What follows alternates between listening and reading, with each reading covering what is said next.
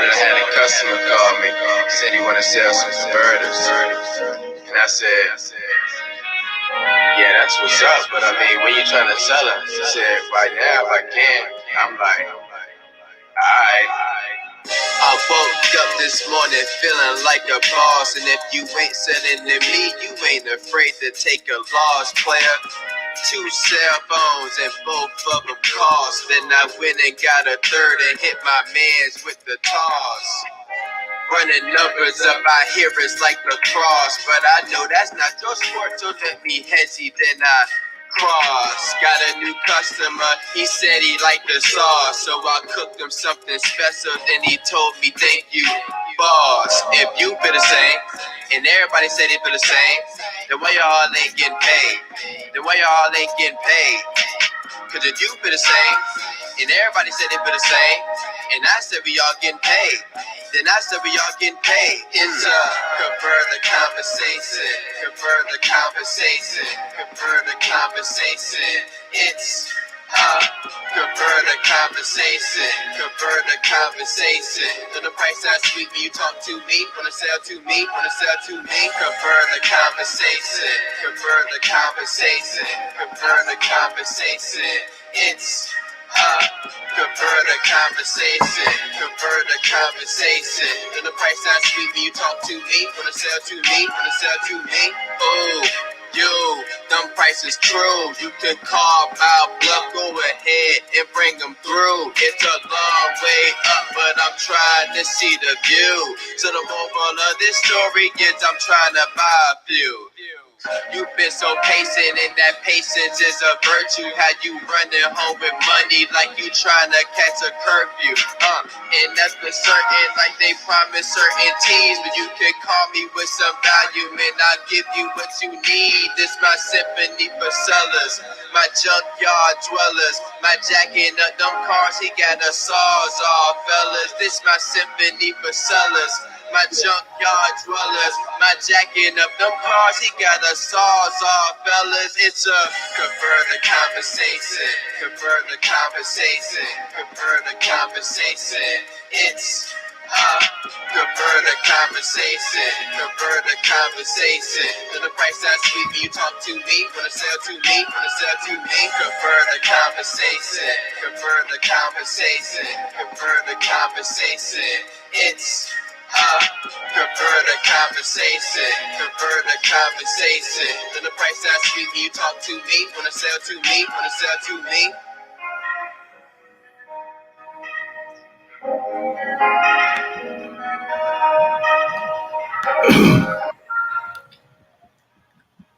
Yo, good morning. This is Iffy Kingdom. This is Coffee with a King with my man A.V and the infamous Stirling Cooper. Let me get this intro together, and then we'll get the show started. Put a fire sign in the chat if you're ready for some fire, gang. Only if you're ready.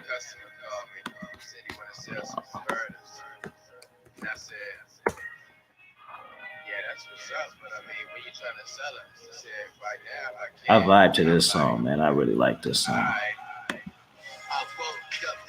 This is my whole vibe.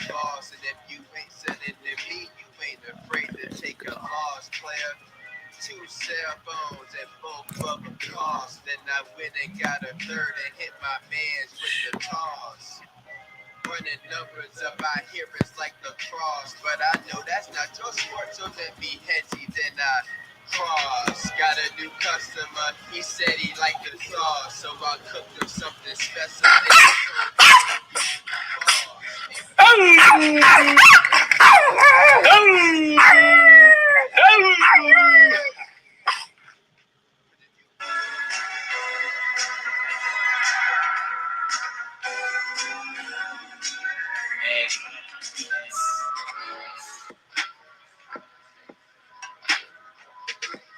Shout out to Alpha Villains. I got Mo's.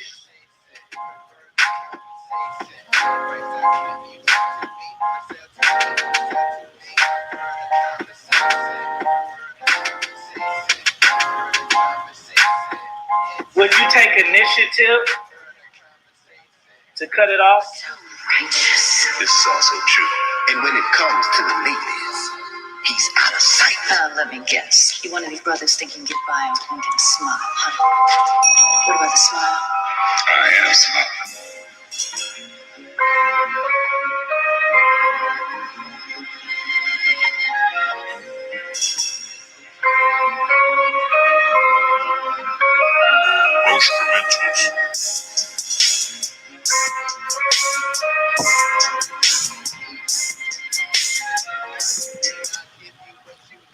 What up? What up? What up?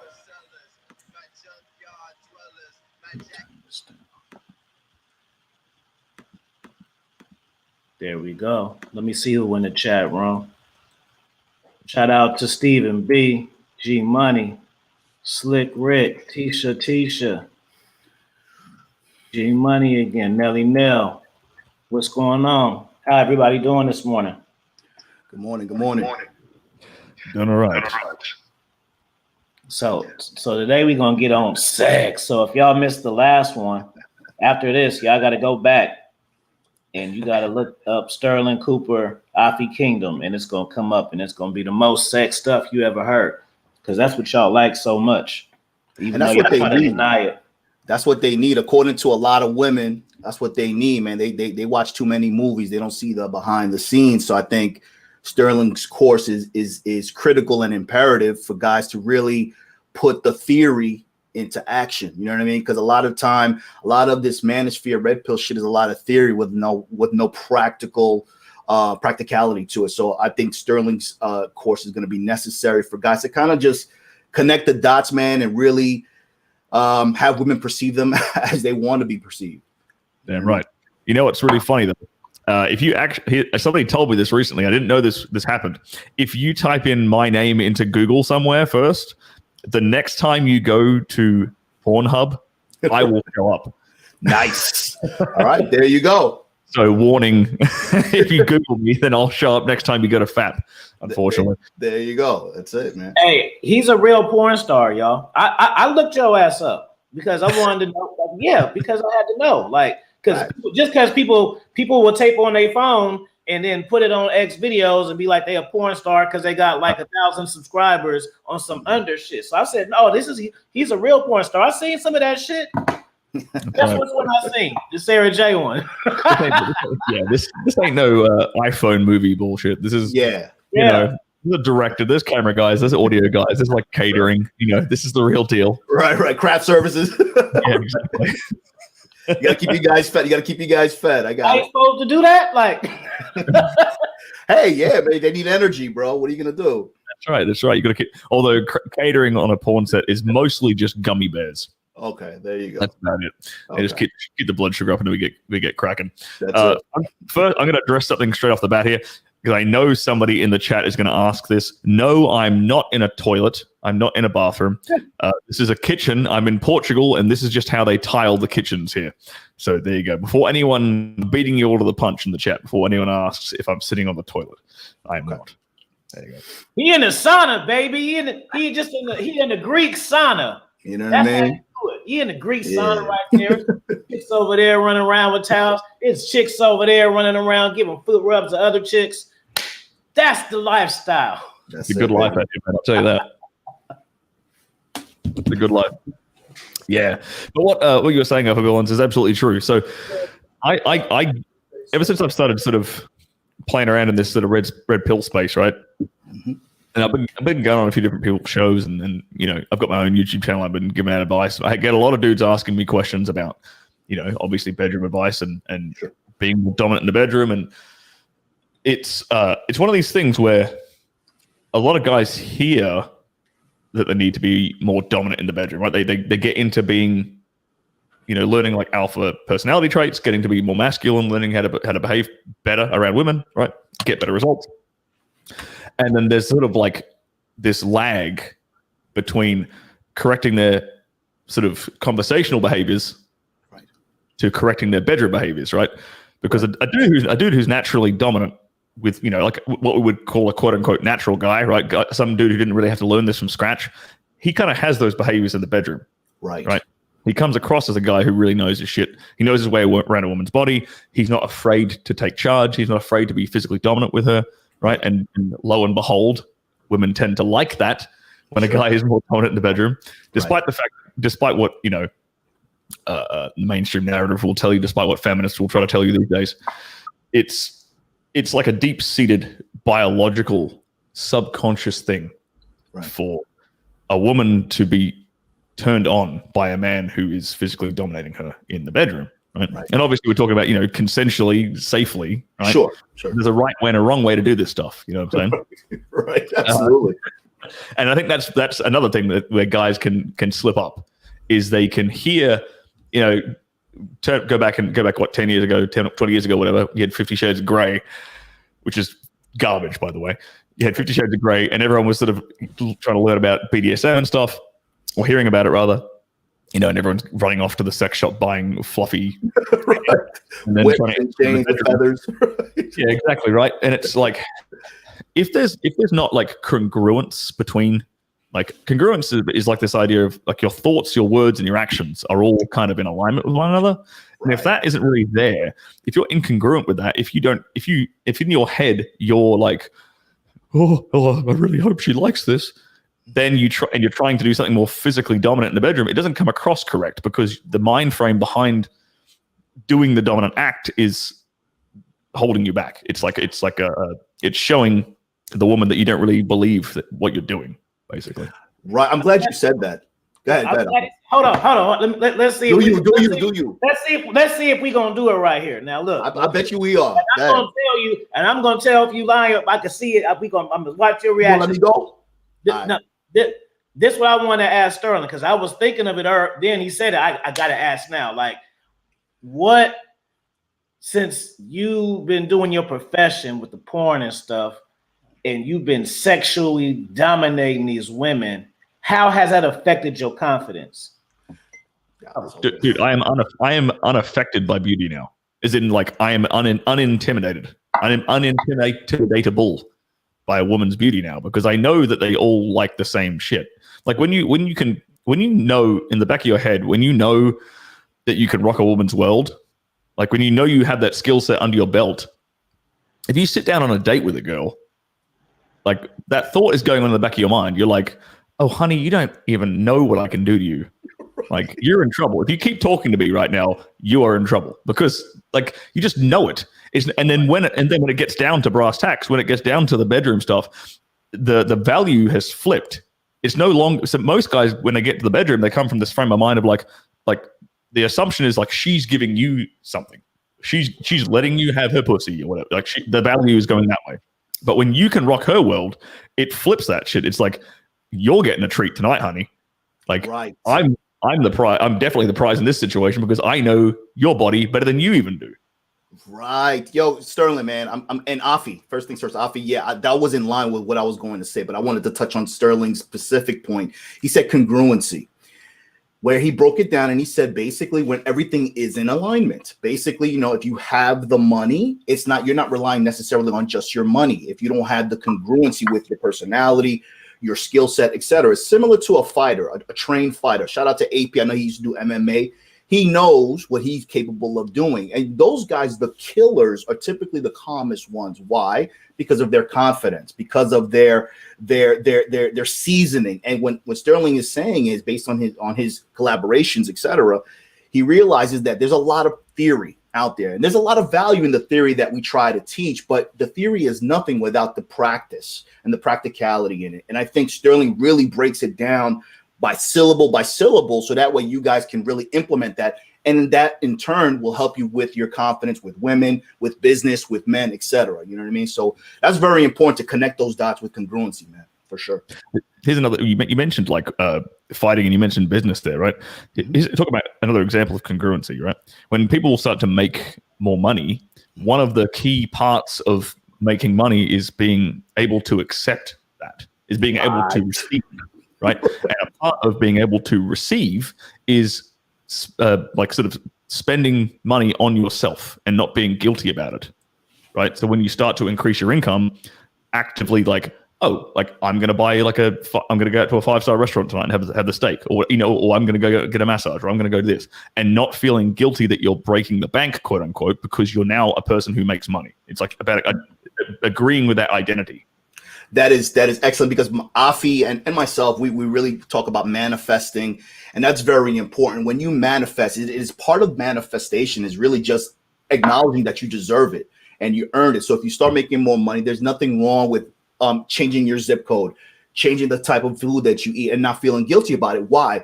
You take the guilt out of it when you know that you deserve it. When you take the beauty out of the woman because you know what you can do to her. It's just those components that you take away because you understand that you deserve it. That's what we talk about: abundance, mindset, all that shit. So absolutely, man, definitely. Good stuff. A.V, check your phone, bro. Oh, my bad. What you was gonna say, Sterling? I was going to say, what are your thoughts on this? Because I know you do this. I know you do some of the kind of kinky stuff that I do with your lady friends. So I was just curious if you had some sort of insights and learnings from your life on this sort of like more dominant trajectory in the bedroom. Oh, who, me? Yeah, exactly. You. What bedroom tips do I have? Well, more like, did you see the same thing? Like the more like experience you got, the more you began to realize that, the ladies really like this sort of more dominant kinky stuff. Right. I get what you're saying. I'm gonna be perfectly honest with you. Before I used to really be more into the sex thing, and I would just really be like, I watched porn with women, and I would just do little things, and I was exposed to stuff, and I would bring it home to like the certain chicks. I never really been the one to try to turn out chicks, but then when you meet one or two women that are into some shit, they introduce you to like a whole little scene. So then it kind of trips you out because you can, when you see that stuff, you just think it's at home, and then you deal with the women, like women, some of them like to be disrespected, and you can't, it's not a conversation you can have. Like, you just got to know, like, fellas, you can't go and try to get receipts and ask women, is it true or not? You just got to do it. They're not going to give you confirmation that that's what they like. Because like, sometimes they don't know they like it, or either they don't know they like it, or they haven't been exposed to it. Because sometimes women just haven't been exposed to stuff. Some women have just been in a relationship from high school to college, one dude, and then had her college years, random dudes, and that's kind of it. They didn't go extra. They didn't go out there. You know what I'm saying? So they don't. But what I was gonna say is, once my shit kind of, I got to an age where my shit tweaked, and I got more or less into the mind stuff more than the sex stuff. So now my game is not sex based at all. So you know what I'm saying? But it's still a reward though, and that's still like on some dominant shit. Like I never have sex with a woman because I'm horny. Right. It gotta be for something. You know what I'm saying? I think jump in there real quick, Alpha. There was you mentioned like women will never tell you explicitly like, oh, this kind of stuff rocks my world, right? The confirmation is in her body language. The confirmation is in like when you have that experience and you test the stuff out, seeing the way her eyes light up, seeing the way her body goes like into this submissive headspace, seeing the way she just she sighs and breathes and moans. Like it's all in reading the body language. You can, when guys finally get the balls to try some of this stuff and they see that, it reinforces like a positive feedback loop. They're like, oh damn, this got a really good response. Now I feel more confident to do it the next time, and then so on and so forth. Absolutely. And I'll co-sign what Afi said too. You know what I mean? I say for the most part, Sterling, a lot of the guys that listen to your content and in the Red Pill community's content, they don't necessarily have the attributes and the skill set that you have, and this is why you came out with the course. First things first, what I would encourage men to do as well is to focus on their mouthpiece. What does that mean? Mouthpiece basically is really focusing on the vagina in her head, right?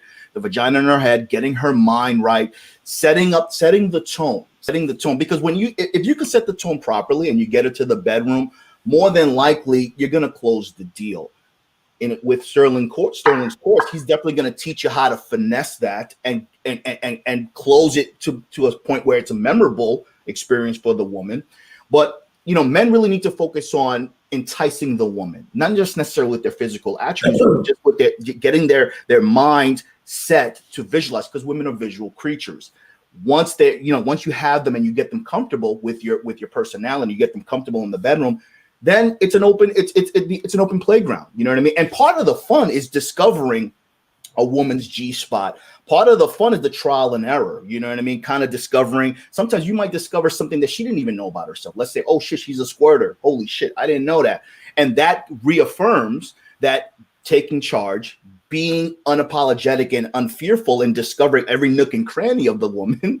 And that could be a pleasurable experience for you guys. Because more than likely, let's face it, in today's world, you're probably not going to see the broad again, but at least you'll have that war story to take with you to the next woman, and you get practice every single time. Well, part of why I wanted to teach this stuff as well, my new sexual dominance escalation course, is because I want guys to have the tools to retain these girls. Because in today's age, it's like a guy, say a 20-year-old girl in America today is typically going to have more bedroom experience than a 20-year-old guy. Let's be honest, right? Facts.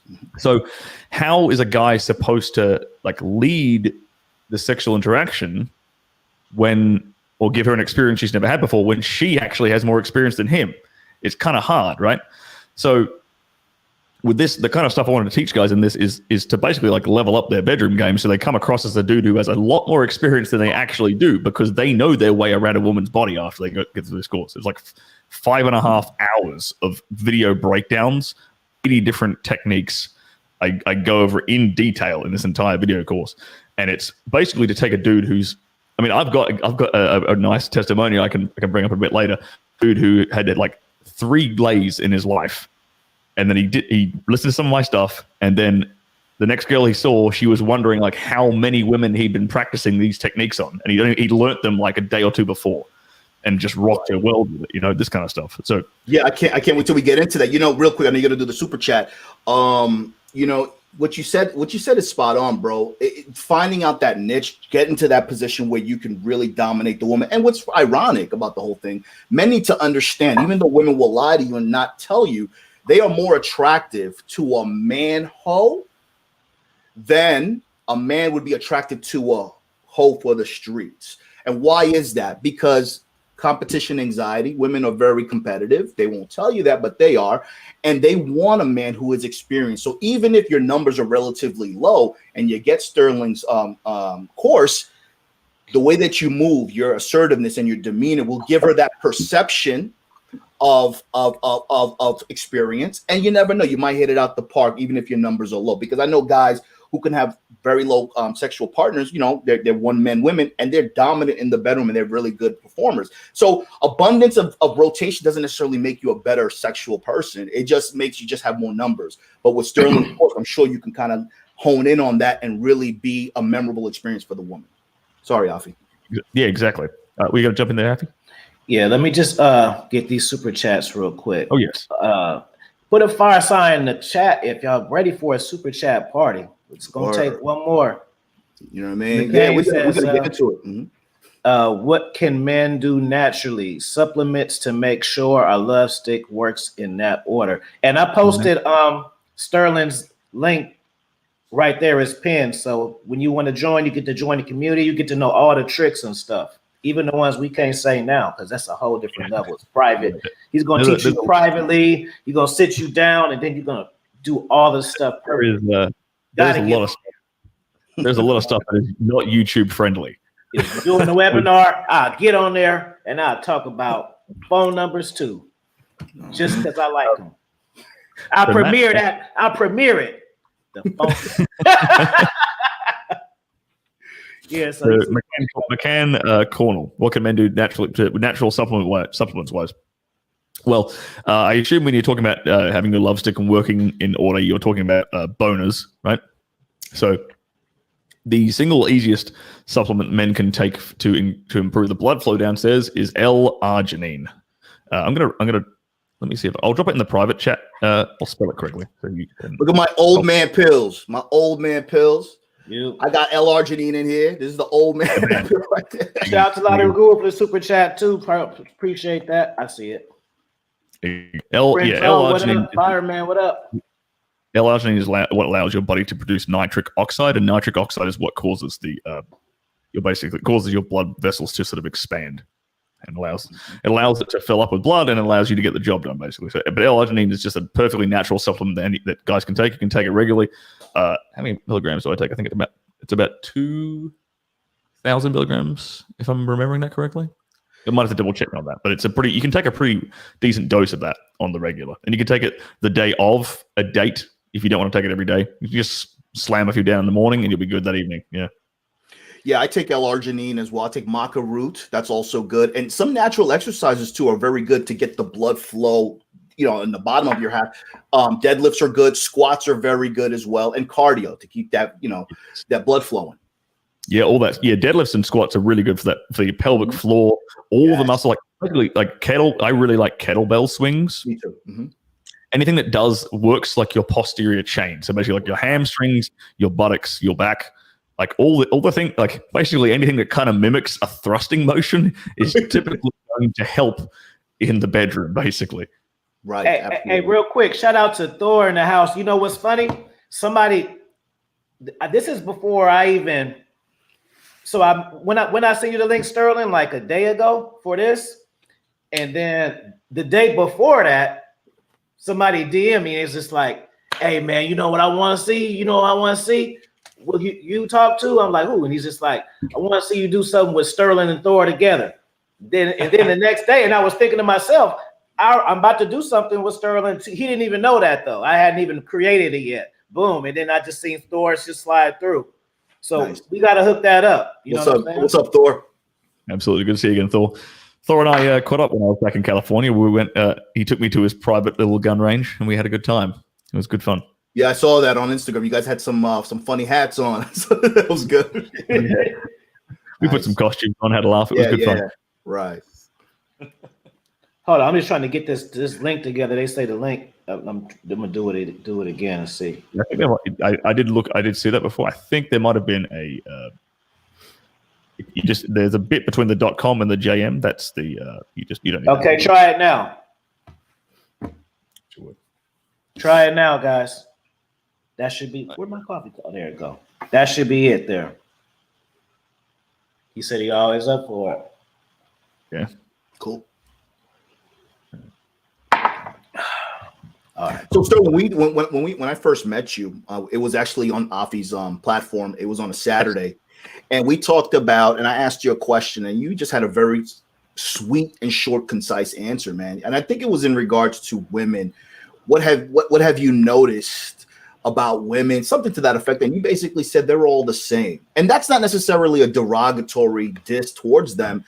It's from a man's perspective. Basically what Sterling says, and I hope you can elaborate on that really quickly. Basically, Sterling said all women are the same. All women desire attention. All women like a dominant man, etc. So when you see a woman who is attractive, etc., Sterling said earlier in the broadcast that he is numb to beauty. So basically what Sterling is saying is a woman's exterior that somebody normally would be in awe of, he wouldn't be.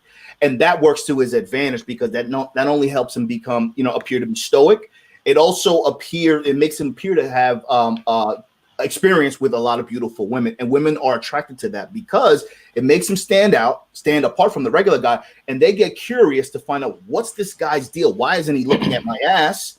And now it's the he's in the woman's in his frame. You know what I mean? It's about the biggest thing that I learned. This is even long before I got into the adult film industry. So before I was in the adult film industry, I was a high class male companion back in Australia. That was my job before this. So I've been professionally philandering for the better part of the last decade. But the biggest thing that even before I was in the swinging scene before that, Afi knows about that. We talked about that extensively on the last show. Extensively.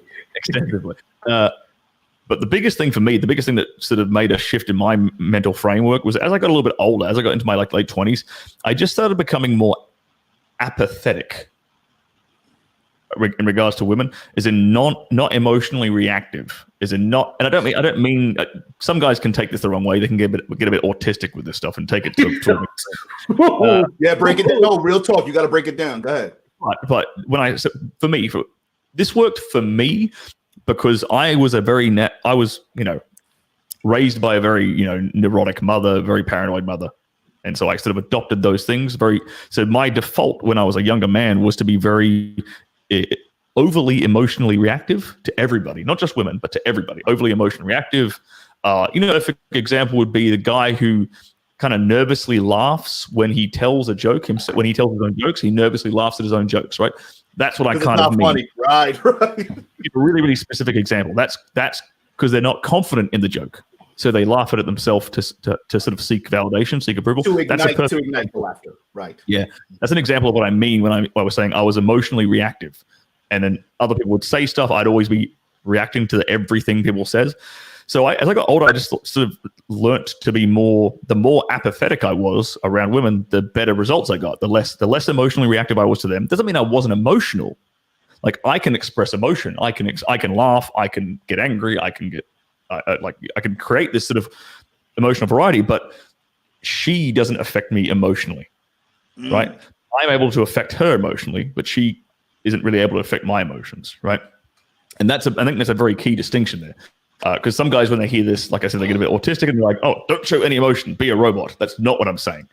But it's sort of like that almost that indifference, and it's okay. Like one of the bigger things even after that, I had to learn that it's totally okay, gentlemen, to completely ignore a woman if what she's saying doesn't add value to you. If what she's saying doesn't warrant a response, then it's totally fine to just ignore.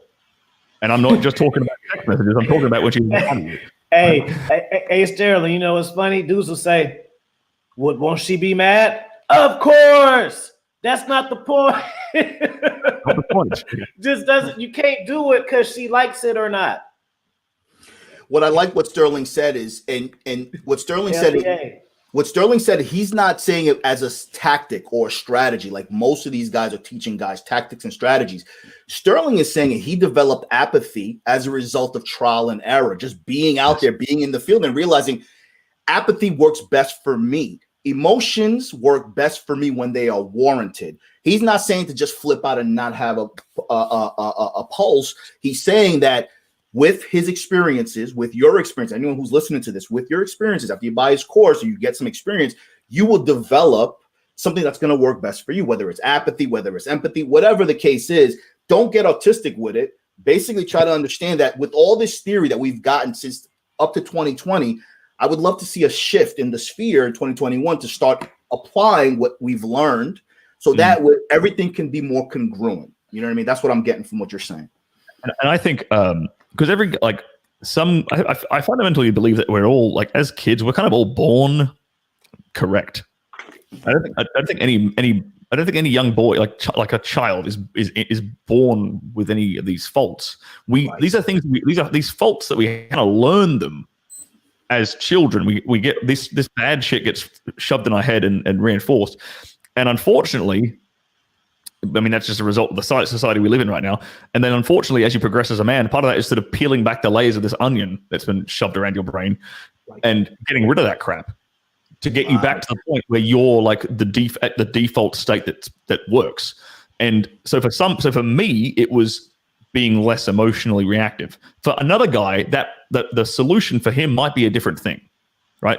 For a guy who is maybe not emotional enough, the solution for him might be to actually emote more, right? So it's very dependent upon your own personal weaknesses, I think. Absolutely, your weaknesses, your vulnerabilities, and only you can know that.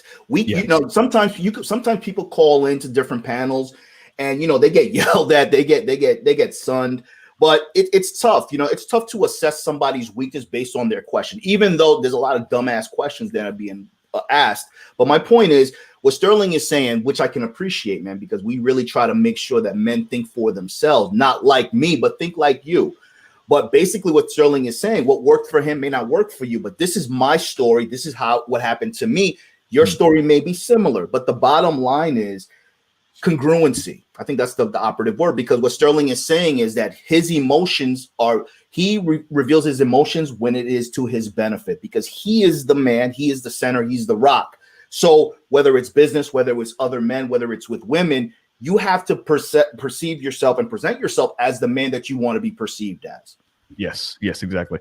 And it takes a fair bit of self-awareness to find to really step out of yourself and look at yourself like objectively and say, okay, well, what might my weaknesses actually be in regards to interaction with women, for example, so you can honestly find what you need to work on. Boom. And that's pretty important. And unfortunately, most people, a lot of guys sort of walk around with this ego that it sort of shields them from being able to even see, honestly self-reflect. Unfortunately, so being a bit humble about it is good. And if you ask for a perfect example, this would be if you ask someone who is more experienced than you for advice on something, shut up and actually listen is a great start. Because a lot of dudes will go to guys like you, Afi, Albert, and they'll be like, oh, look, here's my problem. I think it's this, this, and this. And then when you give them an answer, they'll like react to it and be like, no, man, it's not that. It's not this. Like, shut up and listen. Like, are you asking a question and want an honest response? Or are you just trying to like inflate, like feed your own ego and reinforce a negative belief or worldview, right? I'm sure Afi can attest to that, because he does a lot of coaching, man. And he actually posted one of my, so I said something on Instagram. I said, ask less and listen more. Ask less and listen more, because a lot of people listen to respond. They don't. And you know what's funny? I'm not a coach, right? But I've given advice over the years. And you know what I found? I asked somebody the other day, I said, what's more draining, listening or talking? Because for me, sometimes listening to you say the same shit is exhausting to me. And then in response, me trying to help you, talking to you is just as exhausting. So I'm like, listen, shut the F up. Are you going to listen and just receive this information and try it and then come back to me? So I'm sure, Sterling, you go through that. Afi is a big coach. And that's one of the biggest frustrations, is me putting my water into this, this arena. How do I get somebody? So that's why what you said, Sterling, being apathetic. For me, if I go into the realm of giving somebody advice, I can't get emotionally attached to the advice that I'm going to give them, because more than likely, bro, they're going to go to someone else's channel and ask the same motherfucking question, and then I'm going to feel like a dick. So it is what it is. That's what's going to happen, man. But that's how you can get the best advice, though, when you see things for what they are. You know what I'm saying? That's how come even people don't understand, like, why would you get a consultation from somebody? Because a lot of times people have these issues and they either don't trust or had a type of interaction with their personal friends that they want to actually expose themselves and look weak. So they rather do it behind the paywall with a stranger. Right. And then that person doesn't have any attachment to them, so he can really tell them, you know what I mean? Like, say if a guy is not in shape and he need to get game tight to, get his sex game right. Well, his partner might not want to tell him that, but if I'm going to tell you that, though, you know what I mean? Right. So that's how come results. That's how you take it serious. Mm-hmm.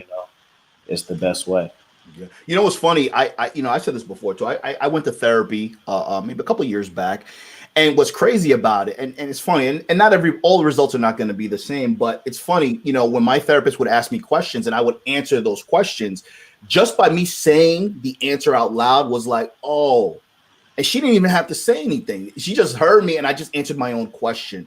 So not only did I ask a question, I listened to myself and I listened to people who've done it before. Listen, just because, I respect people who have done it, and I also respect people who haven't done it, because I can respect somebody who hasn't done it, but who wants to do it by learning. And I also respect somebody who paved the way. So that's how you become the best version of yourself and your own man. You listen to Sterling, you listen to Afi, you put what the best practices of Sterling, best practices of Afi, AV, that's going to be beneficial to whoever is in your circle. You know what I mean? Hey, let me go ahead, Sterling. It's like the concept of Jeet Kune Do from Bruce Lee, right? You sort of take what works and discard what doesn't work, right? And you can, because it's not copying exactly, trying to exactly copy somebody else is very often not going to work. But right. Looking at what they do or learning from them, taking in what elements you're comfortable and work with you, and then taking some elements from somebody else, and then bam, you've got your way. Absolutely. This is what I was going to say about the advice, and then this is my way, because I know that guys struggle with sex as far as performing and as far as pleasing, right? So this is the way I learn, and then y'all can touch on it too, because what happens is sometimes guys have a low body count because they're not really pleasing women, and it fucks with their confidence, right? Yeah. They busting fast, or the girl ain't moaning, and then it deflates them. They don't want to chase no more because the experience of sex is bad. So what I did, this is how I learned sex. I had a girlfriend, and that was my sex partner. That she was for practice. That was the interaction, right? So by the time I got to body 2, I knew how to flip them around inside. I knew how I was like a professional. But you know what I'm saying? We didn't have girlfriends. She was more like, why is this a sex thing? And I'm just thinking to myself, because I'm gonna master this. So what I'm saying is you can just practice on the one and master it. Sometimes it's good to sit back and just master something instead of just, okay, I looked at some PUA stuff, so now I know how to bring a girl home and I close, but then I keep getting ghosted. You know what I'm saying? Because you're not understanding the woman. You're not even understanding the power of the sexual dominance. You know what I'm saying? You just having sex with drunk women. You see what I'm saying? That's somebody can teach you to do. It's like you being taught to be lucky.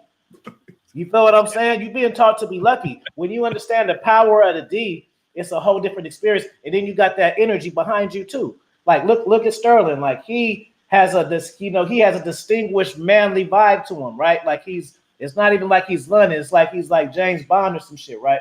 So Jason Statham. Right. But when I seen him for the first time, I thought he was like my age, like 37 at least. He ain't nothing but 30. But you see when you get a lot of cheeks, you see what it do to you. You know what I'm saying? To give you that. You feel me? Put a fire sign in the chat. Am I lying? It's that energy, like shit. But you know what I did last night? I'm telling you, everything in life. Like you get a girl and you talk to her, she played, and she like, oh, I'm sorry, my grandma was sick. You thinking to yourself like, man, do you know what I did last night and what I'm doing tomorrow? I don't care. You don't even respond to stuff like that because when you have, you go in there, you get it in. You know what's crazy? When you were talking about sex and learning and shit, check it, bro. Real talk. When I enjoyed sex the most? When I took my ego out of it. I'm going to explain why. Ego is wanting to ensure that the broad comes. Like, oh my God, that you last in there. You don't come so fast. And that was a lot of pressure on me when I was younger, because if she didn't come, if I came too fast, that gave me anxiety. That delayed my erection coming back. That made me feel, and my energy changed. Maybe I was successful in bringing her into the bedroom based on my aura, my assertiveness. But when I put the ego into it, it really affected my performance. But when I said, just like a Stirling, like he's numb to shit, he's got the listen, it is what it is vibe. And it's not even practice. He just realized that based on what he's experienced. And for me, same thing. When I took the ego out of it and I didn't put pressure on myself, I realized that my sexual experience was that much better because I was just having fun with it. And I just, rocked their world, you know what I mean? Because I wasn't sweating it.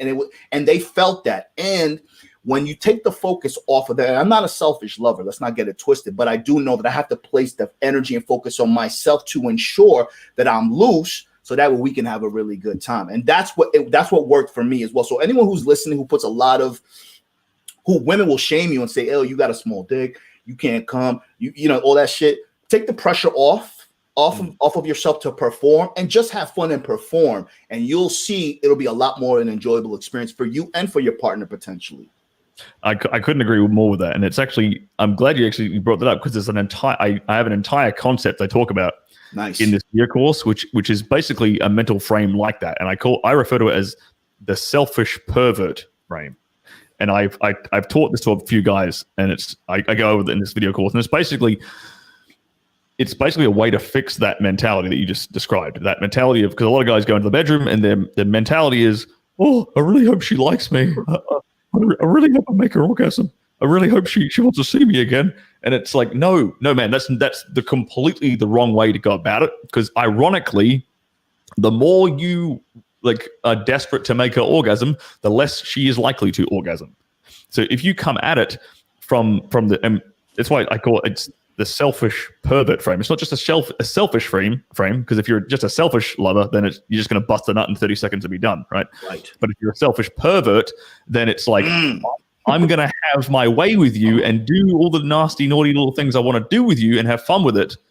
But it's for my own perverse pleasure, and you're just along for the ride. That's kind of the framework here, right? And ironically, by doing that, you're actually more likely to get her off. It's kind of a paradox, but it actually works. Right. So especially if you have the confidence and the skills and the know-how of a woman's body to back it up, then like you're getting off on getting her off. Is probably the on demand and shit. Precisely. Yeah, exactly. You get to a point right now. It sometimes it becomes a chore, but you realize that you have to, because right now sometimes men go through certain phases. I enjoy sex, let's not get it twisted, but sometimes I enjoy making money that much more, right? But if you're involved with somebody, you realize that what is required to keep things afloat, if you will, and you enjoy it. But like Stirling said, you get all it. Listen, the best version of Stirling is Stirling being Stirling. The best version of Afi is being Afi. The best version of A.V is being me. So when you take that attitude into the bedroom, just knowing you're confident that me being me and being the selfish pervert, like Stirling said, the end result and the byproduct of that is you're going to enjoy this experience because I know what I'm doing and I know what works best for me. And in turn, it'll work for you. And that's it. Because you need to be the one that's the man needs to be the one leading the sexual interaction. Right. That's another key thing here, guys, is that you're the one that's like in control of the whole thing. That's one element of being more sexually dominant. I cover like 4 different elements in this video course. So I teach guys how to basically lead and control the interaction first and foremost. Then I teach guys how to be more physically dominant. Then I teach guys how to sort of ramp up for want of a word, but don't take this word the wrong way, but I tell them how to add in like elements of degradation, being a bit more degrading, because that's starting to like play with the mind and be a bit kinky and be a bit naughty, right? And then I start to throw in elements of being more sadistic. So that's BDSM stuff, the spanking, the flogging, all this sort of like delivering pleasure through pain, right? That's the things, right? And so I tie these 4 elements together and progress guys through kind of like I slowly baby step guys through a scale where I can take a dude from being very, very vanilla, very, very tame in the bedroom to a point where he is far more dominant and is actually at the point where he's able to step into, say, a BDSM dom sub relationship if he wants to go that way. But he has the prerequisite knowledge of various skills and ways around a woman's body, so he can go that far if he wants to. Because here's the thing, like this course, I designed it so that a dude, no matter what his sort of skill level is, he can kind of plug in, right, at his comfort level, right? Because some dudes are going to be comfortable doing really tame stuff right now. Some guys are going to be a bit more comfortable, like Thor in the chat here. I know Thor can do a lot of this stuff, and he can jump in a bit further on, right? But the idea is you don't want to sort of try and do something that's a little bit too far out of your comfort zone because there's going to be that incongruence, right? So if you jump in where you're currently at and then baby step, the gap between who you think you are and where you're trying to get to is smaller. So you can progressively change what you're comfortable with over time. I like what you said. You kind of autistically, right? Respectfully, autistically broke down degradation. Yes. I think what you do with the plug and play system that you have in place, and I can't wait to see some clips. Hopefully we'll see some clips today. The fact that you will get consensual degradation, and even if they don't know it, because sometimes a girl's gonna say, I don't want you to piss on me or urinate on me, but so or whatever you want to do. So when you go step by step, you're not going 0 to 100. You're going in increments, 0 to 5, 5 to 10, 5 to 40, 5 to 60. And then you'll realize, because a lot of times, if a woman is attractive, right? If a woman is too attractive, right? Sometimes a guy will feel intimidated to maybe ejaculate and, put it somewhere or choke her. Meanwhile, with guys like us, this is what is expected. This is what we require. We're going to just do it, and we're going to do it flawlessly. So there's levels to this. It's kind of like scratch whatever you know. Even people who are seasoned could get benefits out of Stirling's course, because sometimes there's things that we forget to do because we're so, if it ain't broke, don't fix it. But if you can add to something, that'll make your game that much tighter. Yeah, it just adds in more variety. Like, because like I said, if a guy has more experience, like he's probably gotten into somewhat of a routine, right? A guy with more experience, like, has he's sort of set in his ways, right? Now he can jump into this and learn add a few more things to his toolkit, which you can throw in every now and then to like keep a long-term relationship more spicy, or two, keep these girls in his rotation who've been around for a bit of a time, right? Signature moves, right? Yeah, exactly. Right. Let me get these super chats real quick, and I will say, for dudes listening, you got to understand that to master and have master level game, you got to learn things you don't need. Don't think, oh, that's not my thing, I don't need to know it. Yes, you do need to know it, because guess what? The next cat that she meet, when she get mad at you, the cat she meet at the bar, he gonna know it. He's gonna know it, right? You gotta know stuff. You rather just have too much stuff that you can't use than not enough stuff for a full cup. I gotta throw a super. Ooh, that's bars, right? Let me throw a super. I gotta throw a super chat party real quick, just because my bars and the super chats real quick, and then we'll go right back into Ghost it. game. Yeah, because they on there. It's showing love.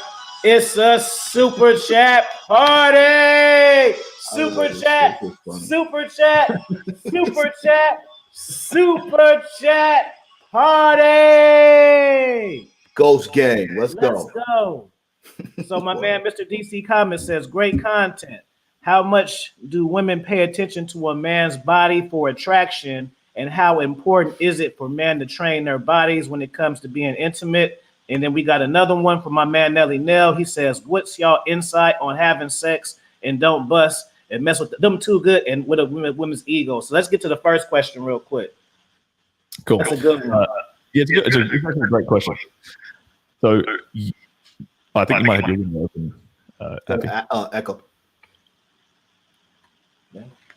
Should be good now. Yeah, that's good. So the first thing is, do women pay attention to your body? Yes, they do, right? But a man's body isn't as important as a woman's body when it comes to this kind of stuff, right? So first and foremost, understand that. But they do pay attention to your body.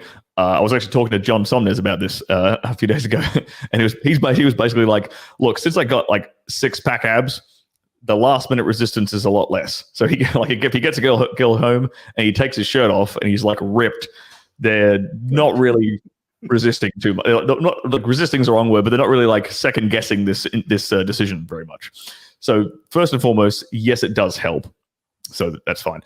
And look, as a dude, you should be working out and staying in shape anyway. This shouldn't have to be said. Like, yes, you should be working out. Yes, get into good shape, because not only is it good. Like, forget about the fact that will attract more women. Forget about that. It's going to keep you in. Like, you're going to be mentally sharper, physically healthier. You're going to be able to do things. You have a lot more energy. Like, there's so many benefits to getting in the gym and lifting heavy shit that every man should not have an excuse to not do it. First and foremost, and it also helps you in the bedroom when you're stronger, better cardiovascular health, and physically stronger. You can rock a woman's world even more than you normally would be able to. So. Mm-hmm. I agree. Let me piggyback on that. Absolutely. I mean, for the most part, the majority, I know there's some statistics in America, a lot of people are overweight. We're not saying you got to look like John Somnes. It would help and it would be nice. Shit. You know what I mean? I used to look like that. You know what I mean? But at the end of the day, what Sterling is saying, he's absolutely correct, man. What we do for men, this content for men, is to become better men, right? And the byproduct of becoming a better man is having your choice of better women, better experiences that you create and that you dictate. Sterling is saying, and it's very important for men, especially 2021 coming around, lift shit up, bro. Work out. And I'm not talking about a walk unless you're physically impaired, but lift shit up. Go run, ride a bike, because it's going to help you. It's going to help you with your stature. It's going to help with your assertiveness and your confidence. And it's not going to require as much techniques if you're in better shape. Your clothes are going to fit better, and women can respect a man who takes care of himself. And they can only imagine, because again, they're visual and they imagine shit. They can only imagine what you could possibly do in the bedroom. So it's very important to know that whatever we're teaching you is for you, but understand when it is for you, the byproduct of that is going to be whatever you want it to be: money, women, etc. Well put. What was the second question again, Appy? You're muted, Affy. McCann sent us give us another question. Yeah, I'm going up to it right now. You good, my G? Salute Golden. Peace, Joe. Oh, here it go. What is y'all insight on having sex and don't bust? Does that mess with the woman's ego? Yes, it does mess with women's egos. However, I don't like. I've never really used it as like a technique. I don't really think there's much point in using it as a technique. Like, just have you should be having fun. It's sex. I mean, that's kind of the point. Sex is this fun thing. You know what I mean? Some people would disagree with me. Okay, that's fine. But for me, I just want to enjoy myself. And have her enjoy it as well. You know what I mean? It's sort of like this mutual fun time we get to have. It's like the culmination of this whole of the entire interaction for us. If I'm not in the mood to bust, then I won't. So I'm not like beating myself up if I can't either. That's my thing. Right, and that goes in line with what I said. You take the ego out of it because listen, there are some benefits to not ejaculating when a woman's going down on you or when you're having sex with her. But I think that's all ego driven, right? So because women are so egocentric, men want to compete with that and try to make shut their ego down. I think that's a sign of weakness. And again, there are some benefits without coming. Let's not get it twisted. But what I am saying is when you take all those restrictions and techniques and studies off of an experience that should be fun, you will find that the experience is a lot more enjoyable. And quite frankly, sometimes you got to throw a girl a bone. You know what I mean? Like, you got to make sure that she knows that she can make you come too, because that will also incentivize her to keep going. You know what I mean? So you don't want to do too much of one thing, because again, you want the woman to think that she is comparable or competitive with you. But at the end of the day, you know that you're going to dominate her. Because sometimes I'll dominate a broad, but let's say she wants to get on top and she thinks she's a rider, but she's really not a rider. But sometimes I'll throw her a bone. I'll make her feel like she's doing it for a little bit. You know what I mean? And then I'll just flip her ass around. You know what I'm saying? And then handle my business. You know what I mean? So it's a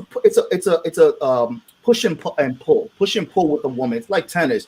You can't just be like Sterling said. You can't not be emotional. You have to have emotion. You have to make sure that the experience is fun. You got to make sure that the woman feels like she's actually doing something. And you teach her, because let's face it, we all know this as men on this panel. There's really, and I say this with respect, there's any value that a woman had is what a man gives her. So if she's good in the bedroom and shit, you're gonna make her become better in the bedroom because you give her that value and that experience, and teach her how to do shit the way you like to. Was there any more super chats there? Yeah, shout out to Golden Child for the super chat. He just said Mastermind Genius. Shout out to that's my one right there. Mm-hmm. Hey Sterling, how much time you got today? Just to ask. We have some clips. We do have some clips. I was just going to queue up some clips if you want to see some stuff, guys. Absolutely, if we can. Yeah, you're not a screen share, or do you want me to send it to me? I know how to do it. This will get you banned, I promise. Oh no! How much time you got, Sterling? I'm good. I've got another podcast to be on at 7:00, so or 7:00 my time. So that's in another hour. Because if you don't mind, I want to get Thor on here in a little bit and him chime in on some sex stuff. Absolutely. If he can, Thor, if he might be busy doing some sex stuff right now. and our moderators, make sure that the link is in the description. Yeah, so if you don't mind, anyone who's coming in an hour in, could just kind of go over what the purpose of this stream is, and that your course is coming out, the price, etc. Good point. Yeah, we've just sort of launched into talking about stuff without actually doing. Yeah. So this is my brand new sexual dominance escalation video course. It's 5.5 hours of real sex demonstrations. That first warning: this is actual sex in this course, guys. This is not blurred. I'm not drawing stuff on a whiteboard. This is real. Yeah, real Cinemax shit. And so you're giving tutorials as you're having the sex? Well, you'll see in a second what I do. I'm going to play. This is not a sex clip. I'm not going to get your YouTube banned, but you'll see how I do it. It makes more sense if you just see a clip of it. But I break down it goes for about 5.5 hours, and I break down over 80 different techniques. And the purpose of this is to take a guy from I baby stepped guys through what I call my 0 to 100 scale, with 0 being very, very tame and vanilla, 100 being very, very dominant and sort of ready to go into a BDSM style relationship. And I can take a guy at any point along the spectrum and baby step him along it, basically. So a dude can learn, no matter what level of experience he has, learn a whole bunch of different techniques that he's probably never heard of, because I've shown this course to guys with multiple hundreds of lays, and they're blown away by the stuff that's in it. They're learning new shit that they've never learned before. And Yeah, two, I can't wait to see it, man. I can take a dude and say, for example, I have a thing in this course I call progressions, where, say, for example, you have an end goal in mind, and that end goal might be, for a lot of guys, that end goal is anal sex, right? So they want to know, how do I get my girl to get into anal sex? Well, what I do is I show them, okay, this is just one example of a progression that I show in this course. I say, okay, well, here's where you want to start, at this very, very tame, vanilla starting point, and you can baby step her through a series of steps over the course of several sexual interactions to get her to go from, say, a girl who's never done anal sex before, to get her to the point where she's interested and into the idea of doing butt stuff and is compliant to doing butt stuff. And this is basically what I would call a sexual compliance ladder. For those of you who are familiar with the term of a compliance ladder, it's when you basically, when someone complies with a request from you, but it's like a little request. For example, can you grab me that pen? That's like a really basic, simple request most people would comply with, right? And then you baby step them through slightly more demanding requests, right? So the next one might be, can you get me a glass of water? And then the next one up from there might be, can you make me a cup of tea? More involved, right? That's the example of a compliance ladder. And as someone says yes to each of these things, they're more likely to comply with you in the future, and they're more likely to comply with more like bigger requests in the future. So this is kind of what we're doing. But we're doing it in the bedroom over the course of several sex sessions with a woman. And that's just anal sex is just one example of what I cover in this course. Yeah, So, I can't wait to, I want to, play those clips, I can't wait to see that. But I want to piggyback on what you just said really quick while you set that up. What Stirling is saying, yeah, go ahead. Sorry. What Stirling is saying is a compliance, right? So that's very important. That's something that you can also bring into the business world. Let's say you're in sales and you're selling something to somebody. Typically, a technique is that you ask a potential client questions that are typically going to be answered yes. So that way it's already programming the person to start to say yes and understand where the flow is going. So if Stirling is saying, listen, for men in general, if you want to not appear, just to be dominant, period, you want to make sure that you start to vet the woman properly to ensure that she can take instruction, and she is willing, with her consent, to be submissive and get you the pen, make you the tea, turn around, wear that dress, wear these heels, leave those on, et cetera, et cetera. So yeah, man, I can't wait to see these clips, brother. Yeah. And I think after you come back. Yes, I'm here. Keith Warren. Shout out to Warren. He said for the super chat, he said he pre-ordered the course yesterday. Will this be the only one? Well, so what's going to happen is, so you get access to this for lifetime, guys. So right now it's actually on pre-order until January the 3rd. So 9 a.m. Pacific Standard Time, January the 3rd, it goes live. And it's right now it's on a 50% pre-order discount. So the full price is $799. Right now it's $398, but at 9 a.m. Pacific Standard Time, that doubles to the full price. So get it now if you want to save a few dollars. And this will. So what the question is? Will this be the only one? So you get access to this for life. At the very, very end of the course, I give you my personal email, and you can hit me up with any questions you have of things that I didn't cover in the course, but you might be interested in learning. Right? So different techniques that I might not have covered. What I'm going to do then is I'm going to compile that into a list of more things I can add as a future module. And when I add that, you will still have access to that. You have access to this for life, right? So if you get it now, when it's updated in, say, 6 to 12 months time with more modules, you get access to them already. So.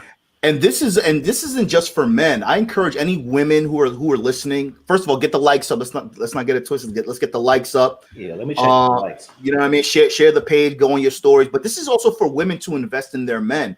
Maybe wives that are tired, that their men have fallen into a routine. This is something that you can both watch together too. So it's not so Sterling actually has some intercourse in this, but it really breaks things down. So we encourage women, if you want to learn how men want to be dominant in the room, this is a good gift that you can get your man as well. Yeah. if he hasn't got a huge ego and is willing to learn, basically. And You can- yeah, you can here's see the clip right here. Yeah, we can see it. Excellent. Cool. So this is an example. What I'm going to play right here is, obviously this is tame because it's for YouTube. This one is an example of something at the very, very beginning of the course, at the very low end, like the vanilla end of the scale. And this is actually something you can do when you're bringing a girl home from a date that can start to escalate things towards the bedroom, towards sex. Because I noticed that a lot of guys actually have that problem. They'll be smooth talkers. The date will go really well. The chemistry is great. But they get a girl home and they don't know how to push things in a sexual direction to get to the bedroom, right? So the first quarter of this course actually is filled with a ton of stuff you can do that isn't even, does not, your pants are still on, but you're driving things in a sexual direction and you're being dominant in the same process. So this is an example of a breakdown of that. So there's a couple of things you'll notice here. I'll pause it. So first things first, I'm leading her through the door. An important thing to take note of. I'm holding her by the hand and leading her through the door here. Second thing you'll notice, as I'm about to throw her up against the wall here, or against the door here, Rob, see where my hand went? My hand went behind her head. There's a reason for that. That is so I can push her against the door or the wall or whatever I'm pushing her against with force without smacking her head and hurting her. So I'm able to because my hand's taking the brunt of the pain there, right? Or brunt of the impact, rather. So I can push her up against the wall in a relatively forceful manner, dominant manner, without actually causing any pain, without adding any sort of awkwardness to the interaction as well. Because you bring a girl home from a date and you crack her head against the door, she's going to be like, ow, and it's going to ruin the mood, right? So it's a very, very subtle but very important detail there.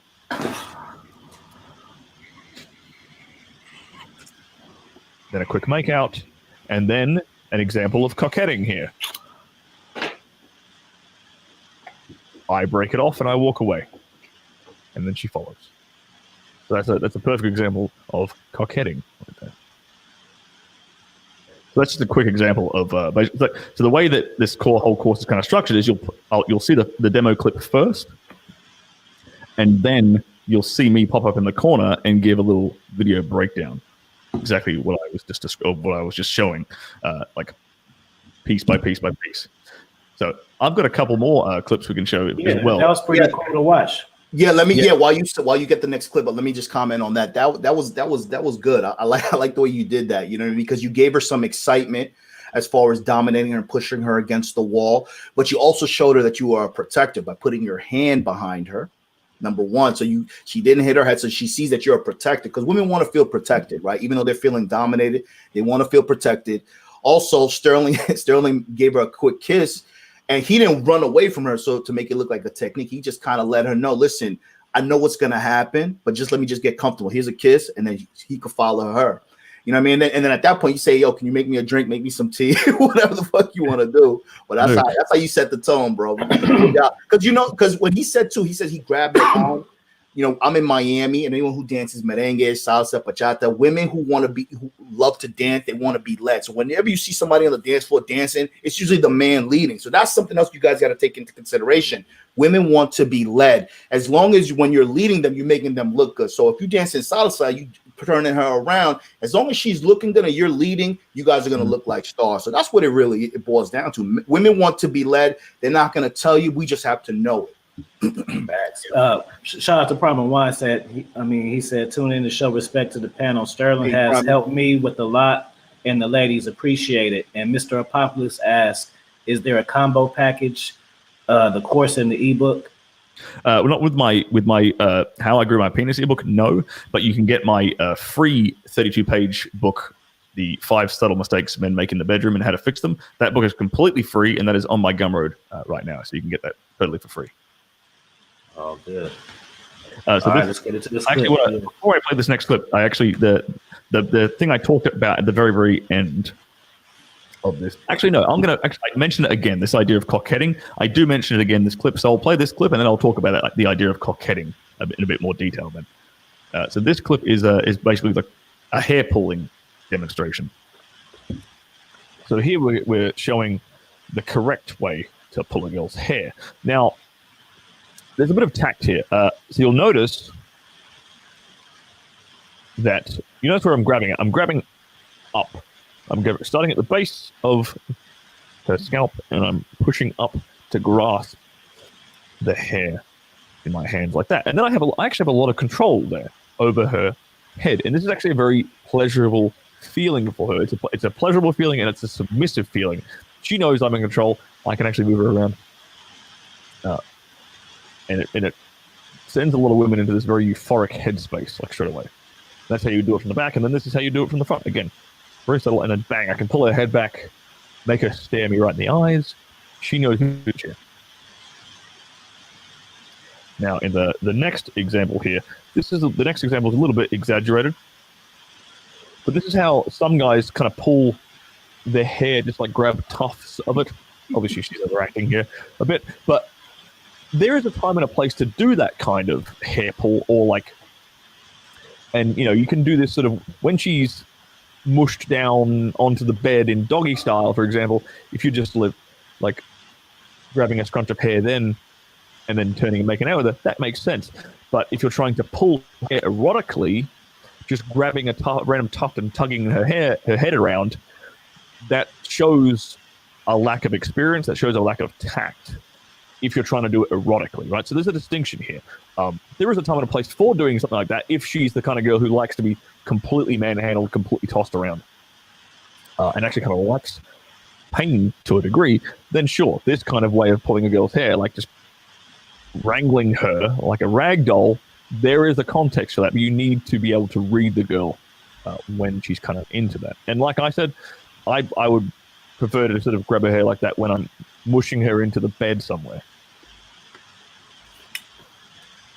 So there you go. That was a quick demonstration breakdown on pulling hair. And Jonathan, yes, do not pull the weave ever. Never pull the weave. Yo, I wanna I know you had something to say about that, Sterling. So I just want to say this really quickly. I want to break it down because this is how I understand it, and I want to kind of break it down for everyone who's watching. So notice what Sterling did. Sterling put his hand under, right? So he kind of massaged her neck, and like Sterling said, that's a very sensitive spot for a lot of women. You get to see their spots where it makes them tingle. He also exposed the neck, where you can also blow on the neck, kiss on the neck. But the way he grabbed it from the root. And that's very important because when you grab it from the top, it usually hurts more. But when you're cupping the back of her head and you're grabbing it more with your hands, you get to see how much pull you can do, and you get to see her reaction. So when Sterling did it, you saw how her face was. And typically, that's what women do.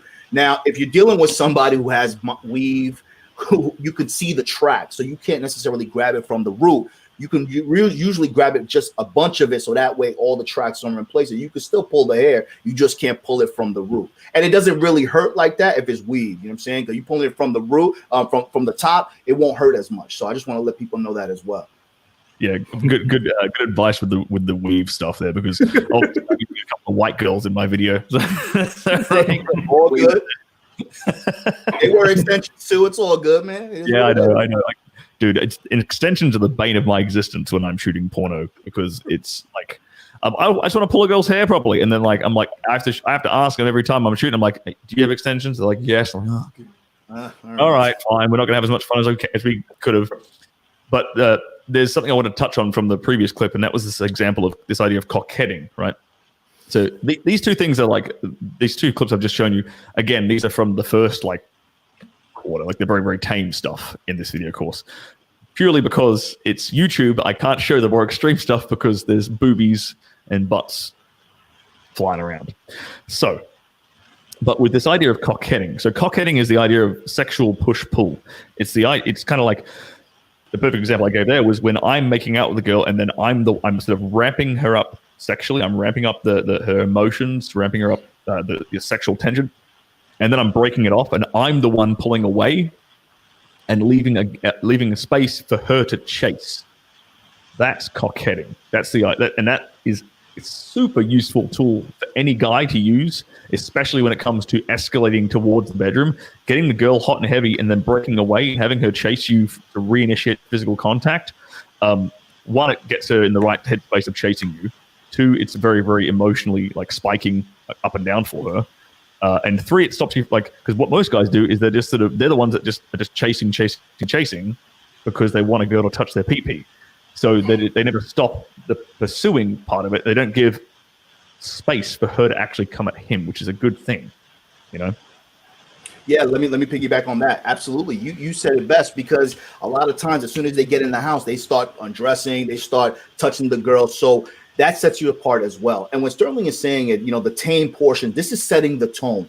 If you set a good tone, more than likely the end result will be better. So even if it's tame, there's a lot of game and a lot of precision in setting the tone. Having her follow you around, showing her around, asking her to make you a drink, see if she can make a drink, see if she's messy, things like that. When I was younger, I don't know if we all did this. I was notorious for just getting the broad back and just taking my shit off. Like, it worked because we were younger. I was always exposing myself, and I was just like, I'll be the dude on the couch like this, boom. Like, she go to the bathroom, I'm just like hanging out. When I was a lot younger, now I if I do it, I'm doing it for fun. But I do know that it's very important to set the tone. And what Stirling is saying is, yes, it is tame. But for you guys that are thinking, what is this? Stirling is an adult film star, and there are actual angles where you'll be able to see him doing what he needs to do. So it's definitely something that you want to do, because again, the course is at $398 until the 3rd. It's very important, man. And I think that it's a definite investment, because as questions arise, he's going to add to it. So this is something that an investment you guys can make, because you guys are blowing your checks on dumb shit that's not going to teach you anything. But this shit will definitely teach you some stuff, man. So I agree. It's not like this information. It's not like it's a trend. You know what I'm saying? It's not like, oh, this is the new a guide to the newest dating app. Like, women have liked this stuff since the dawn of time, and they're going to like it until the sun explodes. Like, that's in our biology. So the information you learn in this course is for a lifetime. It's not, and it's basically like a decade of a professional philandering experience downloaded from my head into your head, basically.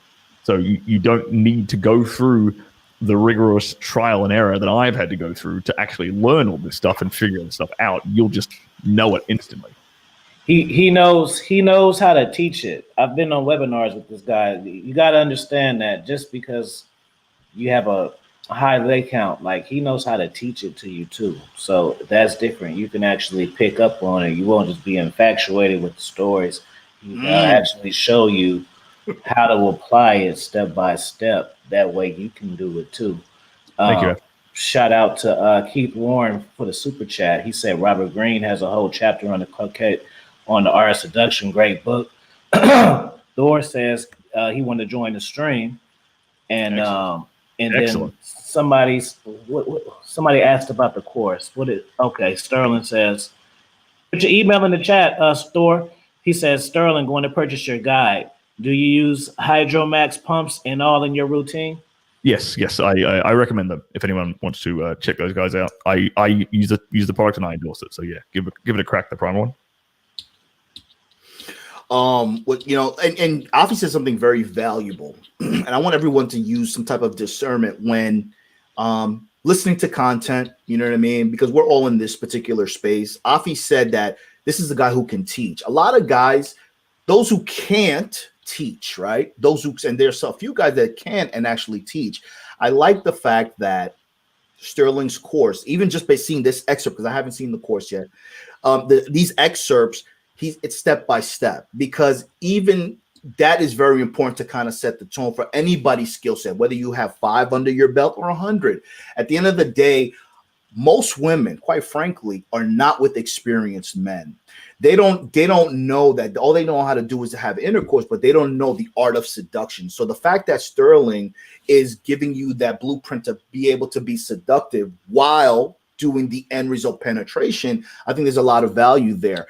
And again, everyone's always asking for receipts. You just look them up on Pornhub and you'll see the receipts that he has. You know what I mean? And one last thing before you get thrown on here. I do want, and I'm sure Stirling can attest to this, all the acrobatics and all the fancy shit that they do on camera isn't necessarily reflexive of reality, but I think what his course will allow you to do to kind of get a piece of that to your reality and make it real, because all that acrobatic, crazy shit, a lot of guys can't do that. You know what I mean? It looks nice, but a lot of guys can't do it. It's kind of like a big tool. It looks nice, but a lot of these girls can't even handle it. So it is what it is. To give like an analogy, it's some of the because don't get me wrong, a lot of the stuff we do on camera is like legit for for the chick's pleasure, like getting her off and stuff, right? But then there are some things that look kind of more acrobatic, purely for the camera, purely for the people watching it. So it's kind of like a good analogy to make of it is kind of like the slam dunk contest versus playing a game. Facts, nice. That's kind of the distinction between the two, right? Like, so like when he's doing like a pile driver position on top of like a kitchen cabinet, that's kind of like doing a 360 through the legs, versus, actually finishing a breakaway dunk in a game. That's hilarious. Hey, Millie, a question. This is what I know everybody want to know. And yes, he has a channel, Millie. If y'all could please put Stirling Cooper's channel moderators, please, in the chat so people can subscribe to him. And so you're on Instagram as well, right? Yeah, on Instagram, I'm at Cooper Stirling, STIRLING. I'm on Twitter as well. My Twitter is totally safe for work. It is at Stirling Cooper with an X at the end of it. And if you just Google Stirling Cooper into YouTube, you will be able to find me. I'm well, hopefully you'll be able to find me because my rankings should be far better in the SEO these days than they were when I started. To answer Millie's question, how much do you make during porn? I'll give you guys and girls rates if you want.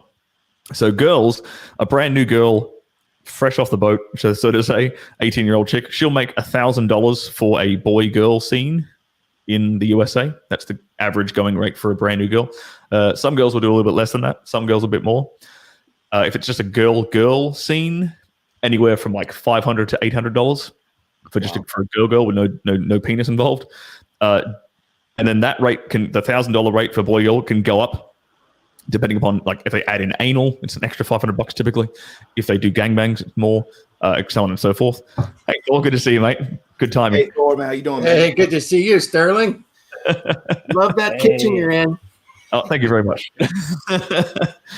And then for dudes in the industry, a brand new guy in the US will typically do blow bangs for about $200.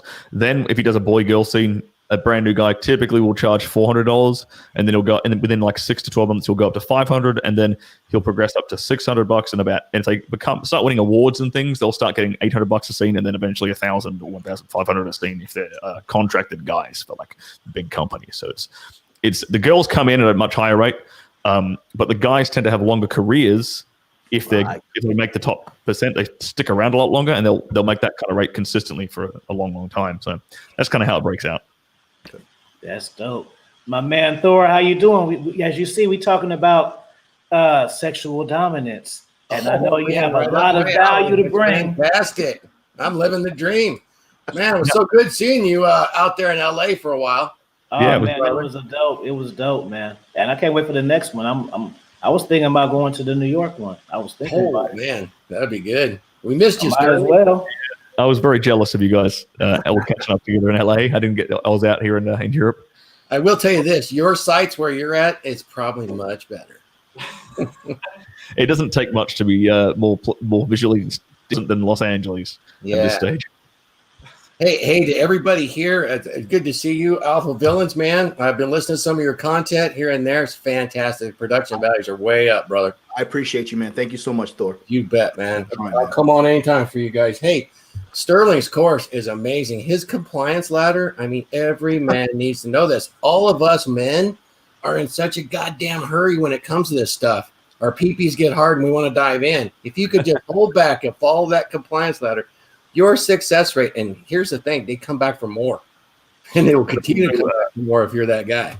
Thor has actually had a sneak peek at some of it. I remember I gave you some. I showed you some of the clips, didn't I, Thor, back when I was still in LA, didn't I? Yeah. It's incredible. Yeah, so Thor has actually had a preview of this course, so he knows what I teach in it. So what would be your take on it, Thor? Real quick, shout out to I learned from it right away. I mean, chat.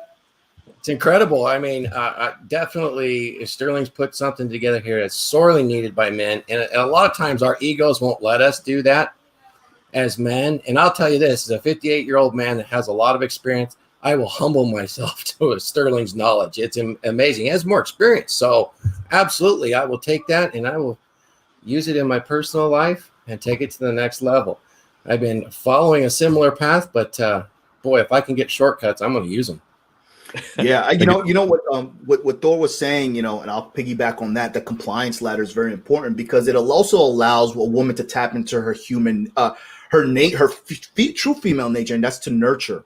Women like to nurture, right? They've been programmed to not do that, but if you follow the steps in getting at the compliance, they'll feel excited to nurture to you. You know what I mean? And then you reward them. Because when you get to a point right now where you've had a lot of partners and you enjoy sex, but you enjoy more, you take the ego out of it and you enjoy sex for what you could possibly do and make the girl enjoy the experience. I think it's very important for a woman to nurture you. You know what I mean? And I think she'll feel excited that what's more enjoyable for the both of you, in my opinion. Oh, yes. And if you can get them up that You're muted, buddy. ladder and you can get them to the point where they are enjoying servicing their man, boy, you got them on the moon now. There's a part of their factory wiring that once you reach that, and you can't just get it right up front like that. You have to use some of that coquetry and tease it out, and then it's game on like you wouldn't believe. Be prepared. Mm-hmm. Yeah, it's all about timing. You guys got to know when to do stuff too. That's important because you can get the whole scroll, but you got to know when to implement. And shout out to Pierre Cherry for $30 cash app. Appreciate that, man. Yeah, definitely. You know, what Sterling was saying, it's just a lot of things that you guys can probably attest to. You guys have been doing this in terms of just coaching and just hearing people's gripes. A lot of guys just don't know how to turn. You breaking up a little bit, bro. A little bit. Yeah. But here go a question for Sterling. Sorry. Yeah, can you guys hear me? Yeah, let me get this question real quick. He said, "Is it hard to get infected with STDs in the industry? I heard of very few cases, and also heard of performers getting tested every 2 weeks." That's actually very true. What we do is we get an STI test every 2 weeks, blood and urine test to cover the major STIs, so HIV, chlamydia, syphilis, gonorrhea. We do all that. Also, right now they're actually doing COVID tests as well. We do those like 48 hours before every scene. That's a bit of a pain in the ass. But they do, they test that every 2 weeks. And there actually hasn't been a HIV transmission on a past certified porn set in the last 10 years. It's been 10 years since there's been a HIV transmission on a legit porn set. So that goes to show you how effective it is. It's actually the porn industry is actually a really good example of self-regulation. Because we don't want to get HIV, so we all test. Right, very safe. Mm-hmm. See, look, this is womenese right here. Because look, y'all don't even know what's going on right here. See, Millie, she said in the chat, "I love this guy. He keeps it real." That really means he's getting me wet right now. That's what she really means. Give me a fire sign, Millie, if I'm for real. Give me a fire sign in the chat, Millie. You know I'm serious. See, I'm telling you. No, I said fire signs, though. You still got to do it the right way. Don't create your right way. The fire signs is what we want, Millie.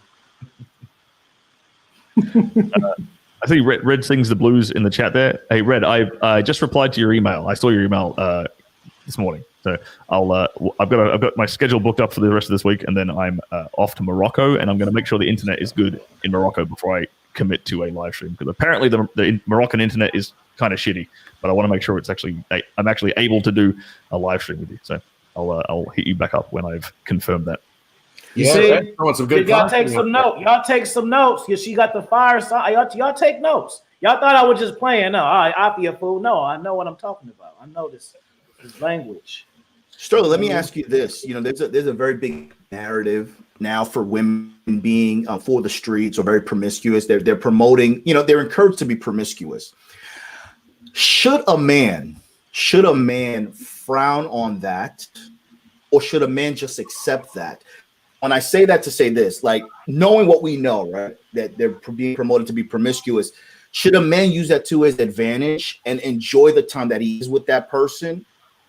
Or Should a man just kind of just stay away from a person that's like that and look for that unicorn? Because a lot of guys still want a good girl, but can a girl who has been promiscuous be turned into a good girl for a long-term relationship, in your view? I think it's got to do with it's got to do with loyalty. Like it becomes hard because here's the problem. Like when a girl has had top tier dick, right? When a girl's had for example, when a girl's had a world rocked by like an NBA player or like a rock star or an Instagram celebrity or something like that, right? When she's had the taste of the top tier fruit, in the back of her mind, she's always thinking, "Oh, I could probably do better." Right. So even if in a few years, in like a decade later, she's with average Joe, she might be pleasant, she might be nice, but in the back of her mind, if she's still thinking, man, I really wish I could get back with so and so, if you're not a guy who's high status enough to sort of negate that in the back of her head, then there's probably trouble on the horizon, right? So my advice to dudes would be like, yeah, like have fun with all the baddies, by all means, have fun with them. I do not discourage that in the slightest. Like women are being very promiscuous right now. Okay, it's an opportunity for you as a man to sort of get a lot of experience, get better in the bedroom, get better at approaching and dating women and stuff. But when it comes to actually, because you got to be kind of guarded, guys, because laws in Western world are not set up to they're set up to help. They're set up in favor of women, like divorce laws, child support laws, all this sort of stuff is not in your favor. It's not equal. Let's just say that much. It's not very equal. So you have to take that. You have to sort of be aware of that when it comes to committing to a long-term relationship with a woman, right? And standards, like I'm not going to tell you what your standard should be. That's up to you. It's up for you to decide, right? But have a clear understanding of exactly what you want from a partner in terms of her values, her character traits, her skills, what she can bring to the table, because it's a relationship. She has to bring something to the table. It's not just her vagina isn't enough. Like the bar to entry should be higher than just having a vagina. Let's just say that. Right. Very well said. Very deep. That's very profound, Sterling. Absolutely. I mean, I agree 100%. And it's individual. There is going to be exceptions. So, I mean, you can answer that in a couple of ways. The majority of ways is no, she may not be able to bond with you. She's always going to have that in the back of her mind. But depending on what you see as the added value, you could be the exception and it would not violate that rule at all. So, yeah, very deep answer. I got two questions real quick. I'm gonna just combine them together. Hughes wants to know, what kind of lubes do you recommend? Any brand? And then Trav says, what is it like having sex on camera with the crew in the room? So, the single best lubricant brand is Pure Silicone Lube. It's spelled PJUR. That's the best. So I've used every kind of lube imaginable on set. Pure Silicone Lube, PJUR. It's a black bottle with white writing and like a yellow dot. That is the best in the world, hands down. In regards to what's it like shooting with a crew, it's not as distracting as you might think, because most of the crew just sort of sit there on their phones and they're waiting to go home. So when it comes down to because you're shooting the shit, you're laughing with them all day during like the dialogue part of the day, when you're sort of getting everything ready, you're just having a laugh. And then when it comes to like time to get your dick out, the lighting guy is just like sets the light up and sits there on his phone. The audio guy is not even looking at you. He's monitoring the audio, but he's also just sitting there on his phone. The only one who's actually watching you is the cameraman. Yeah, that's just to make sure he's got the shot. But it's not as distracting as you might think. Yeah. And Sean O'Neill said something in the chat. He said, "What's the best time to establish a standard?" I just wanted to touch on this at the very beginning of a relationship. You don't want to. The problem that a lot of guys make is they do the bait and switch. And I see this with guys who get into relationships with porn stars in particular. Because what happens is, and this happens to a lot of like blue checkmark celebrity dudes on Instagram, they get into a relationship with a porn star, a very high profile porn star, right? And then, because what gets them to, they're like, oh yeah, like it's like this an ego trip. It's like, yeah, I get to have sex with a porn star. She's going to be the best sex I've ever had. I'm going to tell all my friends about it. And then in 6 to 12 months time, after that sort of honeymoon period has worn off, he can't get the idea at the back of his head that Like, she's sucking other dicks for a living. I don't necessarily like my girlfriend sucking other penises for a living. And then he gives her an ultimatum: hey, it's me or the career, and then they break up. And that's the bait and switch. It's like he didn't even he didn't think about that going in. You know, his judgment was, his long-term judgment was clouded by the ego trip of dating a porn star. So that's just one. That's a lesson most of you guys probably aren't going to have to like replicate in person. But understand that setting the boundaries and standards at the beginning of the relationship is what dictates the future of the relationship. Bam. Very good. Very well said. And that's so simple, man. The problem is, the reason why it appears to be so difficult for men is because they don't have standards, period. If you set up some standards and you stick to it, you look at it like a mantra every morning, you'll know. And then you can always add on to it, because standards just don't apply with women. They apply with yourself, with your business partners, how you conduct yourself, etc.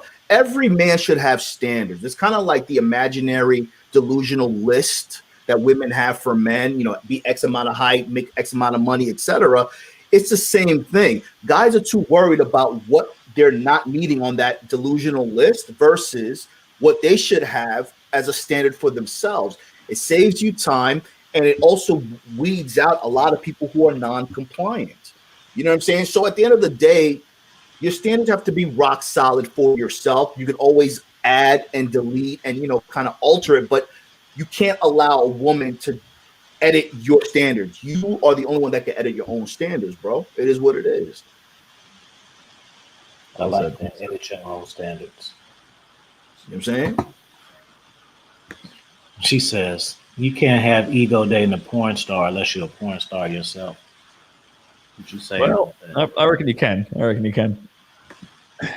Everyone can have an ego. She said, Sterling, is your off-camera sex weak compared to porn sex that you still enjoy real-life sex? Look, yeah, I still enjoy having sex with civilian girls. Like, we call them civilians. If they're outside the industry, we call these girls civilians. Or anyone outside the industry, we call them a civilian. Yeah, I still enjoy it because I just enjoy sex. And I'm the one. It's not like I'm the one in control. I'm the one in, like, leading the interaction. So I know I'm going to have fun because I'm the one in charge. You know what I mean? I'm not starfishing and like laying back expecting her to rock my world. You know, so it's always going to be a good time because I'm the one leading. Is it raw? Just let me ask you this: is it hard strapping up? Because I remember, I'm gonna just keep it 100. I remember the first girl I had, who I had raw sex with consistently. I couldn't even cheat on her because when I tried to put the condom on with the side chicks, then it wouldn't work. So I'm like, bro, like it was like a gift and a curse because I got so used to the raw that the other, I would be like, it just said wah wah every time, like because getting the condom. As soon as I get that condom, I'll be like, that's how I figured out the secret ones. I said because I was like, what the hell, man? And it's because I was used to that flavor. Because you know when you watch the porn, that's the full flavor. You know what I'm saying? So when you just meet a chick at the bar, is it kind of weird? I get it. I get what you're saying. Yeah, I mean it's obviously doesn't feel as good down there, but you know, I would rather that than get somebody pregnant. And you know what helps too? Just getting totally comfortable. Like, so for instance, like if you and have the broad put on the condom for you. So if you laying on your back and you just totally comfortable, you up, you know what I'm saying? Her putting it on, and indeed it starts to get flaccid, she can help you. You know what I'm saying? If you up, you know, you chilling and she'll put it on, it usually helps with that. You know what I mean? So that way it prevents the wah wah wah. You know what I'm saying? But that always helps too. And sometimes that'll incentivize the woman too. Like if the woman is starting to see you get flaccid and you can't put it on, maybe she'll help you. You know what I mean? She'll get creative on how to help you get it back up and just throw that shit on. And then that can usually help you too. Hey, McCain says raw sex is addicting. It's very addicting. Dangerous as hell. She asked Thor, is Thor a porn star? Are you Thor going? What would you consider yourself, Thor? Well, He's no, a rock star. Porn star, but you know, I might have been on camera a few times if you were on the webinars. He's got a good name, the hammer. Well, I do wield a very firm meat hammer occasionally on camera, but no, not a porn star. Black Thunder. I'm Black I Thunder. live the life, and it's a fantastic life. I'm more of harem game. I've been married for 27 years plus. I enjoy harem game as well, and I live the lifestyle. So I know that Sterling's familiar with that. Yeah, former lifestyle of myself. Yeah, we'll get you back. SLS. Yeah, he'll get me back in. He'll get me back in. Don't worry. SLS. That lifestyle. Thank you for asking, though. Really? Because she picked up on that vibe. She picked up on that you slaying a lot vibe. We talked about that earlier. There may not be a few videos out there. I got a question for Sterling. Oh, go ahead. Keith Warren. Shout out to Keith Warren with the super chat. $5. Shout out to Keith Warren for the super chat, brother. Appreciate you. He says, Afi books and Sterling's course is super fire game without the trials and error. That's facts. And Keith Warren, I got a course too. You better go over there to Instagram to my link and learn how to be a better person. Hell yeah. I got a question for Sterling. So, most women can't come through intercourse. You have to incorporate some toys or possibly cunnilingus, go down on them, etc. And a lot of women are desensitized now. You know what I mean? They use that massager, they use that machine. Yep. So this kind of goes back hand in hand with me when I take out the ego. Because sometimes when I was younger, if you can't make a girl come before me becoming experienced, I would take that to heart, and that would affect my round 2 or my round 3. So what would you say to men?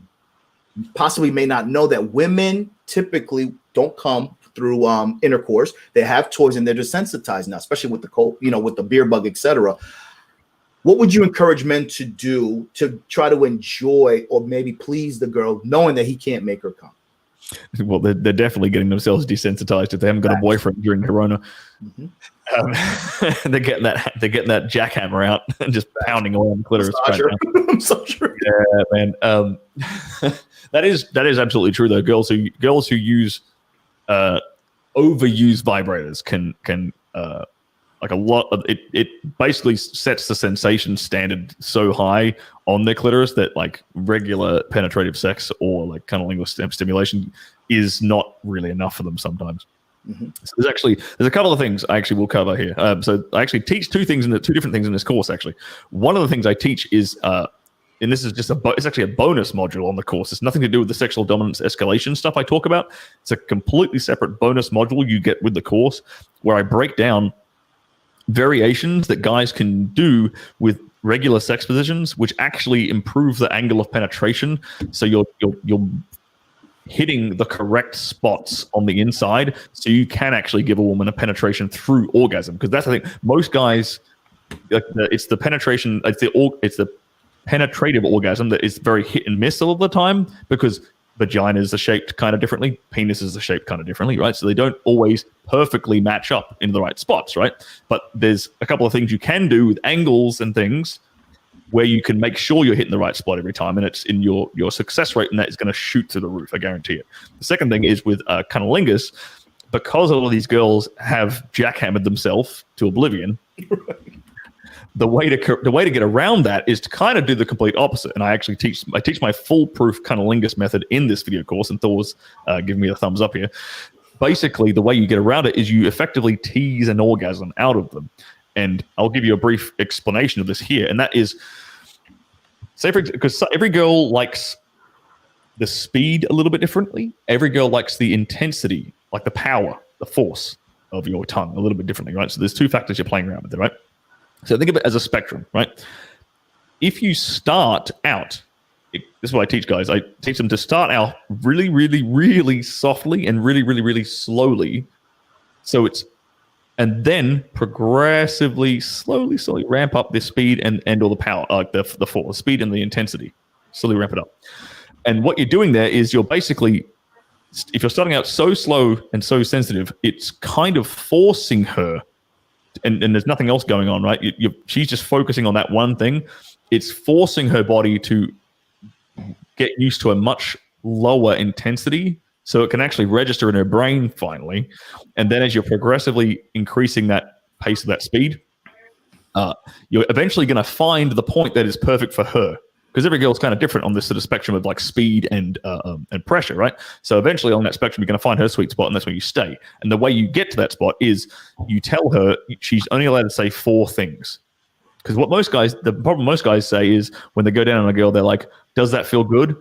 Do you like that?" Something like that. And a girl doesn't want to hurt your ego, so she's not going to say, "No, that's shit. Stop doing what you're doing." She's not going to say that because she doesn't want to hurt your ego in the bedroom. So what you do is you tell her, look, you're only allowed to say 4 things right now. harder or softer, faster or slower. That's it. That's the only things you're allowed to say, young lady. And then that actually gives her the tools to guide you through giving her a cunnilingus orgasm properly. Because she'll tell you when you get to her sweet spot, she'll tell you to go harder, or she'll tell you to go softer, faster, or slower, and bang, you stay at that spot, and with enough patience, you're going to get it a pop. That is excellent. That is excellent. I seen I seen Keith. Hey, shout out to BB. I love the ladies. You want a link? Give me a fire sign if you want a link. You're going to have to post some shit, though. So you're going to have to post a book or something.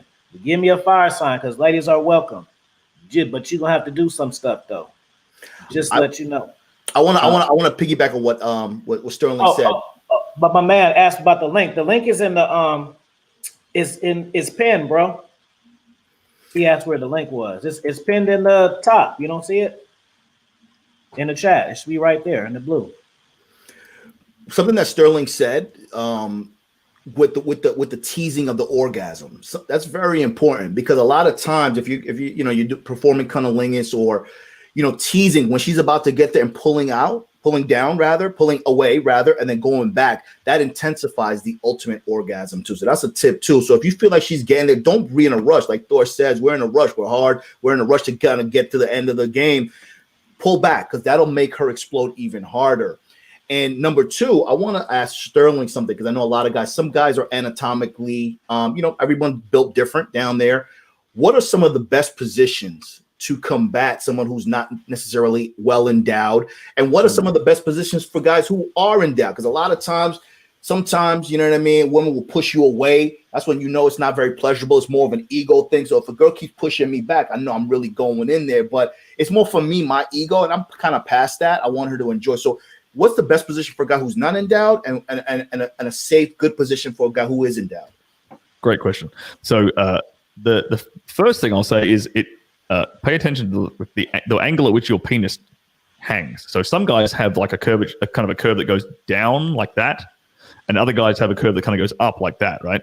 So I know this because I've been in the porn industry. I've been around plenty of other man's penises and gangbangs and stuff. So I've just seen a variety of them around me while I'm in a woman. So I know they're all at different angles and shit. So if you're a guy who has like a penis that kind of points downwards, then doggy style is actually a really, really good position for you, because your dick can actually hit the G spot when you're in doggy style, right? If your penis points up, then you're hitting in the wrong direction, right? In doggy style. And then if your penis angles upwards, then cowgirl is a fantastic position to be in, because it's sort of, when she's on top of you, bang, it's hitting that G spot whenever she's going up and down on you like that, right? And there's actually, for dudes who have relatively short ones, it's actually the thing you can play with is the sort of angle of penetration. So moving her hips, getting her hips up higher, particularly in like missionary position. If you've got a shorter one, it's going to narrow the angle of penetration and allow you to hit the G spot far easier, far more effectively if you have a shorter one. So Sterling, really quickly, that's very valuable. So I know there's a big myth, length versus girth. And I know that if you could share with us, for people who don't know, length versus girth, what's typically from what you've experienced. And I know that you've also, you were in a position to able to grow your anatomy part too. So if you could share that for people who don't know who you are, that'd be great. Yeah, so I managed to increase the length and the girth of my anatomy as I ventured into the porn industry, and that's what my ebook is all about, is exactly how to do that, plus a ton of other stuff that I've applied in the industry. But if there's a few women in the chat right now, so they can confirm what I'm about to say. Every time, whenever dudes talk about penis size, dudes are talking about length when they say big penis. When women are talking about dudes having a big dick, when they're referring to the dudes they fucked before who had big dicks, they're always thick ones. They're always talking about thickness. So women like that sensation of being filled up, that girthiness. So that is actually what tends to get women off more when it comes to penis size. Let's see. Women in the chat, put a fire sign in the chat. Coming from if y'all like the width of the penis. And you can't say both. You can't say y'all both. Like it or not, put a fire sign in the chat. Look, BB like it. She like it like this. BB, shame on you. Let me put it away.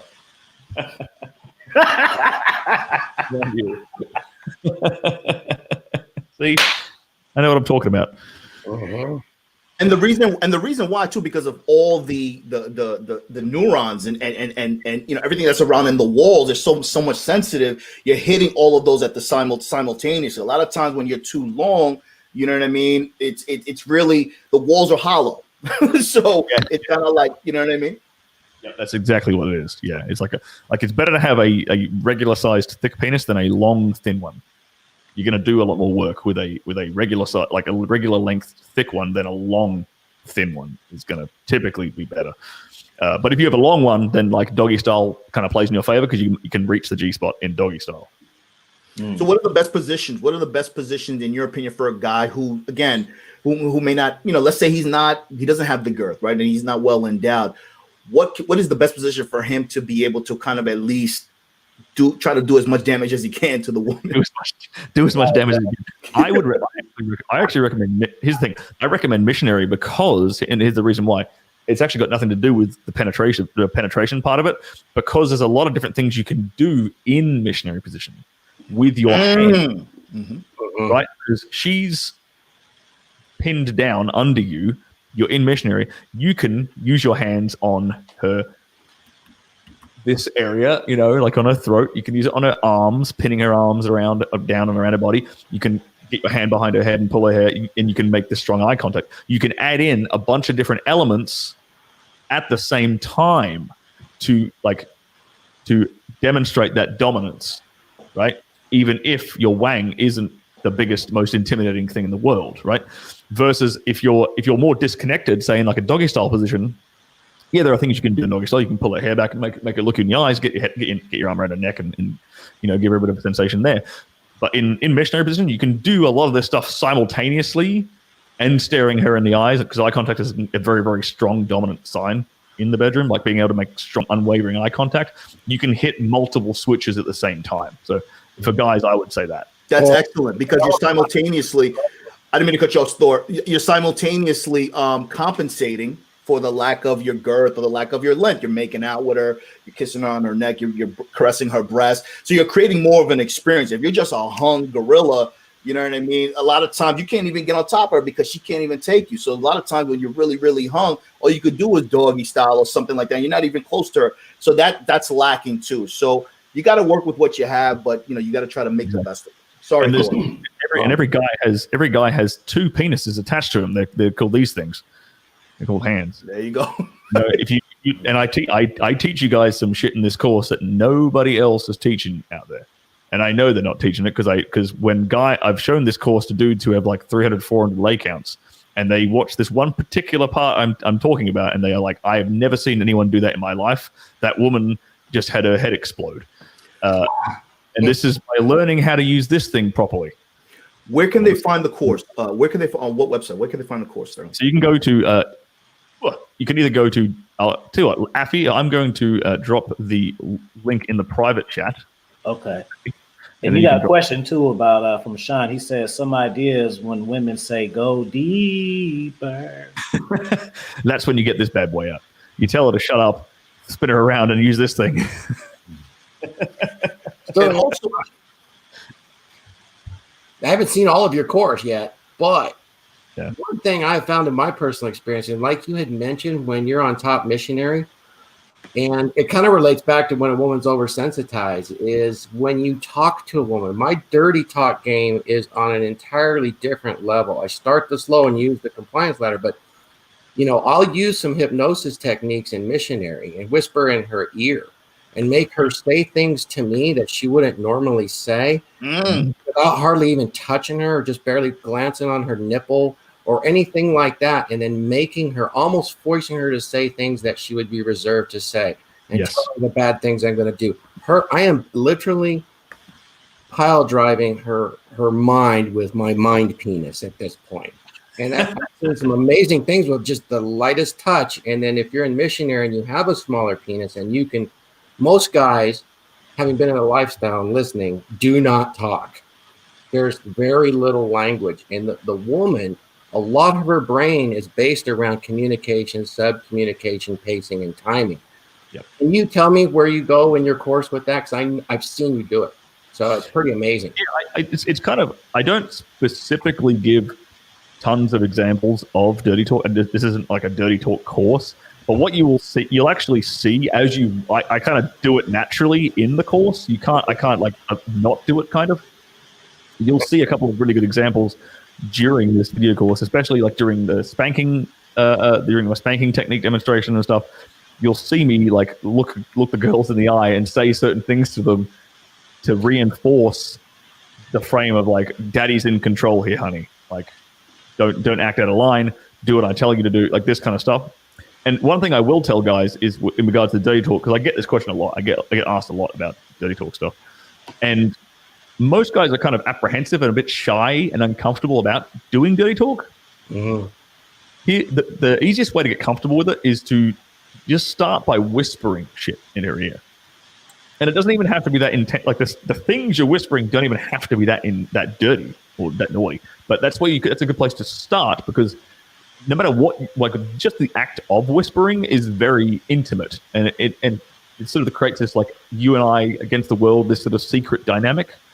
So just by whispering shit in her ear, you are being intimate and you are starting to stimulate that part of the brain anyway, regardless of what you're saying. Exactly. Let me piggyback on what Thor said. Thor said, we went back to, this is what we're talking about, guys, mouthpiece, right? So again, women have two vaginas, one between their ears and one between their legs. A lot of time, one tip that you guys can do too, as opposed to asking a closed-ended question, hey, do you like that? Tell her that you like it. Oh, that feels good. Do that again. Close your pussy. Close your, do a Kegel, whatever. You give her instructions and giving her praise while she's doing it, because that'll incentivize her to keep doing what you like to do. Instead of asking a closed-ended question, do you like that? Like Sterling said, she's not going to want to hurt your feelings. If she likes it, she'll let it be known. Trust me. So that's one thing that you want to do. And something that Sterling said, that our hands are very useful. If you got long nails, be careful. You can cut somebody. Don't go in and try to fist a broad. Progressing is important, because sometimes you'll wind up cutting her, irritating her, and it's not something that you want to do. So everything is progression, compliance ladder, setting the tone. That's what sets it up. It's kind of like a good preview to a good movie leading up to the end of the movie, bro. So don't rush to the end. Do it in sequence, confidently, on your own terms, and you'll have a better experience with the woman. I'm very glad you mentioned the fingernails thing, because that's something most guys don't do. And most guys don't trim and clean their nails. Women see that. Mm-hmm. Yeah, women see that, and they pay attention to it, because if you have dirty fingernails, it's going to give them an infection. Like you can give them like a yeast infection with dirty fingernails. So make sure if you are going to see a young lady in the evening, trim your fucking nails and get like a nail brush and clean up. It takes 5 seconds. Clean it underneath it in the shower, and then you're done. I'll even coat mine. I ain't got to do it all like that, but I even coat mine with the clear, man, and they will notice that too. We talking about the sexy talk. So boom, guess what? Millie, this is what she said. She said, "Damn, I'm drinking Moscato, listening to this hot pill. I'm so excited." So guess what? How about we give Millie some sexy talk? You push her over the left so she can just die over there on the bed right now. Tell her something in her ear. She listening. She's saying it because she wants you to know she listening. So go ahead and give her some. Thor, go right ahead. Well, Millie is just a woman, and it builds up in women. They want to be told they're pretty, and they want to tell you, but society says they can't say that. They want to be sexual. They're sexual beings. So you just need to let them relax and be their true sexual being right in front of you, and be your little slut, and desire your touch, desire your hands on their breast, just gently pinching their nipple or touching their nipple, caressing their neck. And they're going to, and then make them beg for it. You want more? Get some more. Oh, you like that, dude. We haven't even started yet. I can't wait to see where you're going to go. And then ask them, where are you going to go? In your imagination, have you ever gone this far before? Well, let's take you on a ride. It's endless once you get started. And she said she want to make a purchase. A touch, a little kiss, but barely, not too much. Remember, guys, just a little bit, because what you want And this is what I would tell Millie. I want you to want it so bad. I want to see the goosebumps crawl up your belly and arms and see your nipples get hard and perfectly rock hard and point to the sky. Then I know I've engaged every bit of her being a human woman at that point as a masculine man. There you go. See? Listen, yeah, Thor. I mean, look how Thor said it. Thor said it with so much confidence. But the reflection was perfect, and that's the thing. And quite frankly, it's not what you say; it's how you say it. You can tell a broad a joke while you're banging her, but if you're saying it in the right way, she's going to feel it. You can even be playful, and that's another thing, Sterling. Maybe you could chime in on this. Sex doesn't have to be so complicated and so serious. It can be fun too. There's a lot of times I've been intimate with women and we laugh and shit. Like I'll catch a cramp and I'll make a joke out of it and it'll turn her on and I'll be like, damn, look what you did to me. And she'll feel incentivized. And in the back of my head, I'm like, yeah, right. I didn't take my vitamins, but you making her feel something. And then at the end of the day, so it's kind of like you have to push and pull with women, with everything, relationship, value for value. Like my man, Coach Yo said, you have to show her that she's doing a good job. And then afterward, during pillow talk, you can say, you know what, next time, let's try it like this. But tell her in a way for round 2, try it like this, because then you want to teach her how you like it. You know what I mean? So be playful with sex too. It should be fun. Yes, learn from Sterling's course here. His compliance ladder theory. It works for the too. It is so amazing because pay attention to their bodies, pay attention to their touch, their glances, all these things. It's hard to articulate what each one means, but in a whole and in that aroused context, like obviously Millie knows this very well. She's a human woman. You know, you will notice their body will change right in front of you. And so pay attention to what Sterling's saying on this compliance ladder. And the sky's the limit. It's amazing because in the end, they want to know that they have a man that can protect them and could be violent, so to speak, but is not and is protective over them. They feel the release. They feel what it's like to be a human woman in the presence of a masculine man that has control, and they enjoy the ride. It's built into the wiring from the factory for them. I want to address Mr. DC Comics comment real quick.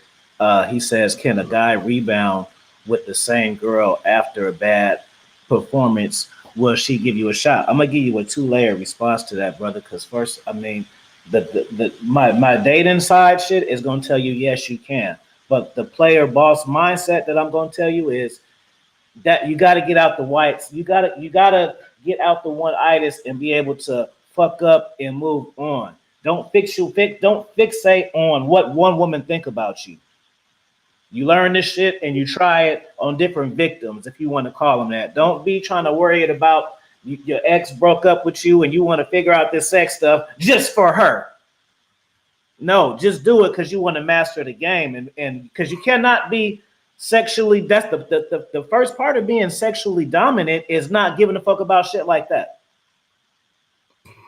Because it's already in your soul already that you not, because you already know you fucked up. So it's already, did I do a good job? That you can't be dominant. The dominance is not giving a fuck and knowing that this is what I'm bringing to the table, and you gonna love it. Because that's questioning yourself, and you're gonna take 3 points off of that just by that vibe, DC Comics. But you know, you guys, what y'all think about that question? Well, if she's gonna, like, here's the thing: like, if she gives you a second shot, she gives you a second shot, and there you go. Then you rock her world, whatever. It's not like the way you're sort of phrasing the question is like you're wondering. It says like you've screwed up at some point, and you're like, will this girl ever give me a second shot? You'll find out, I guess. Like, if you get her in the bedroom again, then yes, she gave you a second shot. And if it's because look, girls will come back to guys if their status is high enough, right? But they'll definitely come back for more if the dick game is on point. So there are multiple ways to get a girl coming, like, in your rotation coming back again. But here's the thing: like, with good bedroom game, you don't have to be the NBA star. You don't have to be the rapper. You don't have to be, you know, the Instagram celebrity or whatever. You can be like the average Joe, and she keeps coming back for more because you give her something no one else gives her. Let me say that. Let me piggyback on that. First things first, and Sterling and all of us can attest to this. We all have bad days, bro. Sometimes, you know what I mean, it's just you just stressed out. Sometimes, you know what I mean, you can't go for round 2. It is what it is. You have to embrace that and know that. You know what I mean? So let's start there. Number 2, when you say bad performance, from the way I read the question, you're talking about intercourse, and we're trying to tell you that the intercourse is the end result. If you had you set the tone properly, you dominated her to get her to the intercourse, and the penetration aspect of it was lackluster, more than likely she'll come back to you. Why? Because she wants that experience again, and she'll give you another shot. So again, the end game is not the penetration. It's the totality of the experience that you're creating by being dominant, by doing what Stirling is advising you to do. So when you do have an off day, it's not going to be that bad. And the chances of her coming back to you are higher because she wants that experience. Because again, the penetration is one thing, but the experience is another. And I think most women will agree that the experience and the totality of the experience trumps just the actual penetration. Good. Let's get we at the 2-hour mark. Let's wrap it up. Let's get one good question in, and we'll just say our last words. Cool. And let's get the likes to 70 too. Yeah, support the channel, guys. Smash that like button for Appy. Give it a share around. Give it a subscribe if you're new. Let them know. Show some comments section below if you're watching this on the replay. Get the algorithm. Give this guy a boost, because whenever I go on someone's channel, YouTube doesn't seem to like it too much because I talk too much truth and I talk too much about sex. So they tend to lower hey, shout out to you, Stirling, too, because actually you were the last video when I got deleted. So if I would have came back, we would have had our last one. You and Ryan. There we go. I think this was a great stream because Stirling talked about everything that everyone, for the most part, the audience members want to know, but he did it in a way where it wasn't too raunchy and it was safe for YouTube. And I think it's very important. I think Stirling in itself set the tone for what you can expect in the course. So just remember, guys, $398 to January 3rd. That is a small investment to add to your arsenal with the books that you buy for Afi's books, for anyone who wrote a book in this sphere that you've supported.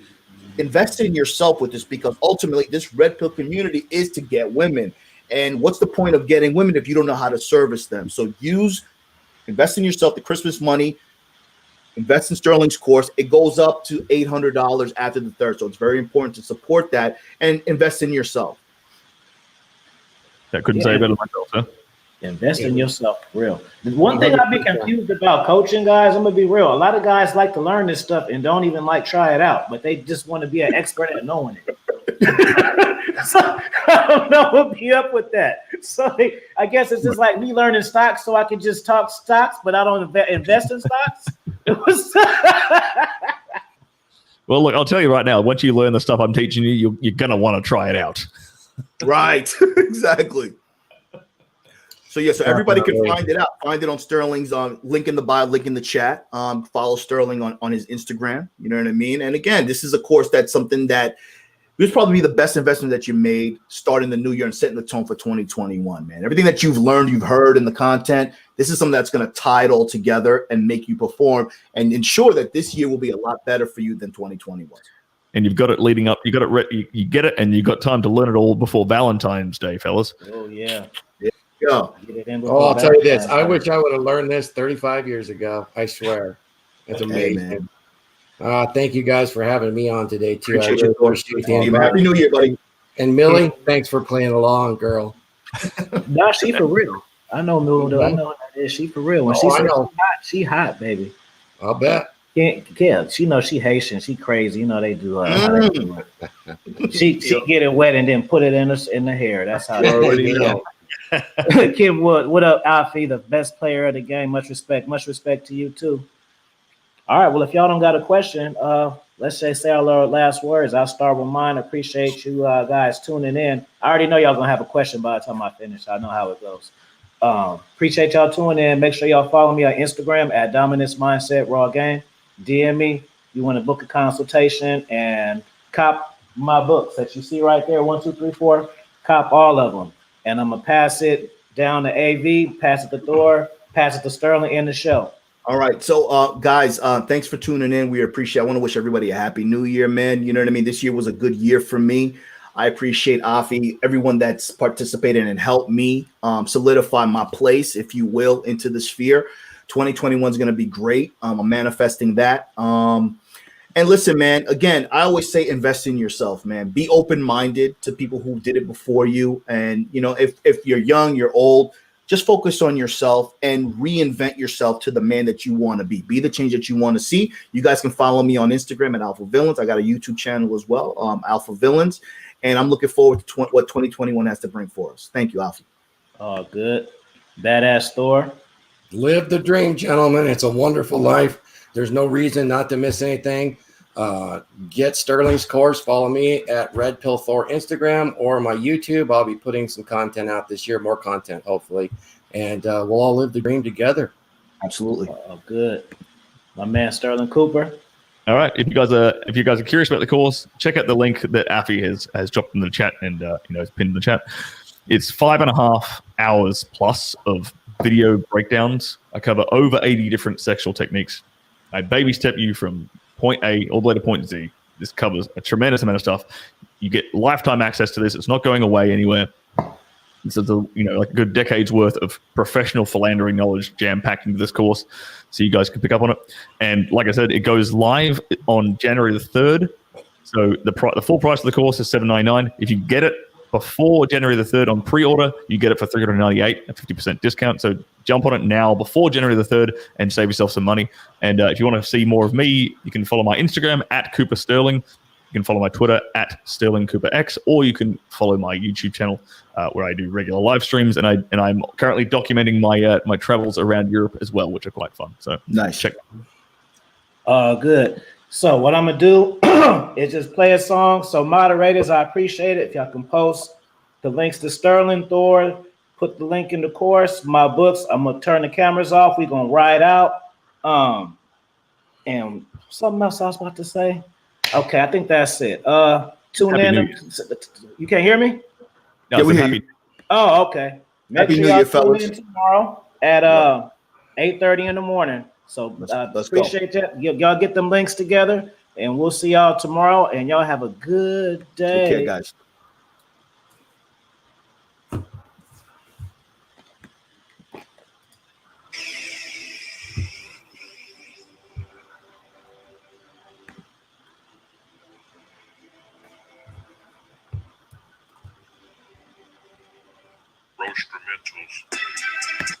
That's what I remembered. You guys lied to me yesterday. When this stream is over, y'all put the fire signs in the comment section. Y'all told me yesterday y'all was going to do it. Y'all didn't do that shit.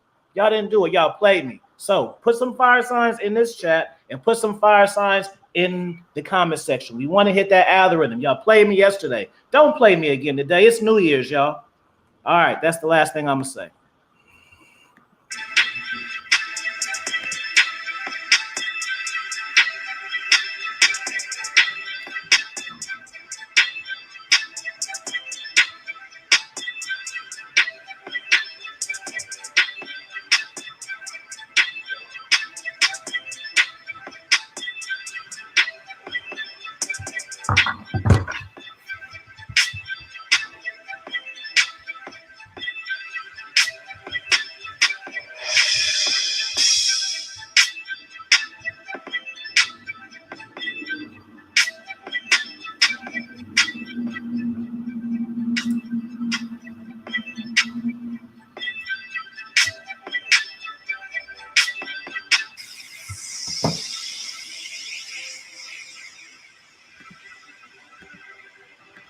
P-Rock the only one that listen. Shannon, you got to do it too.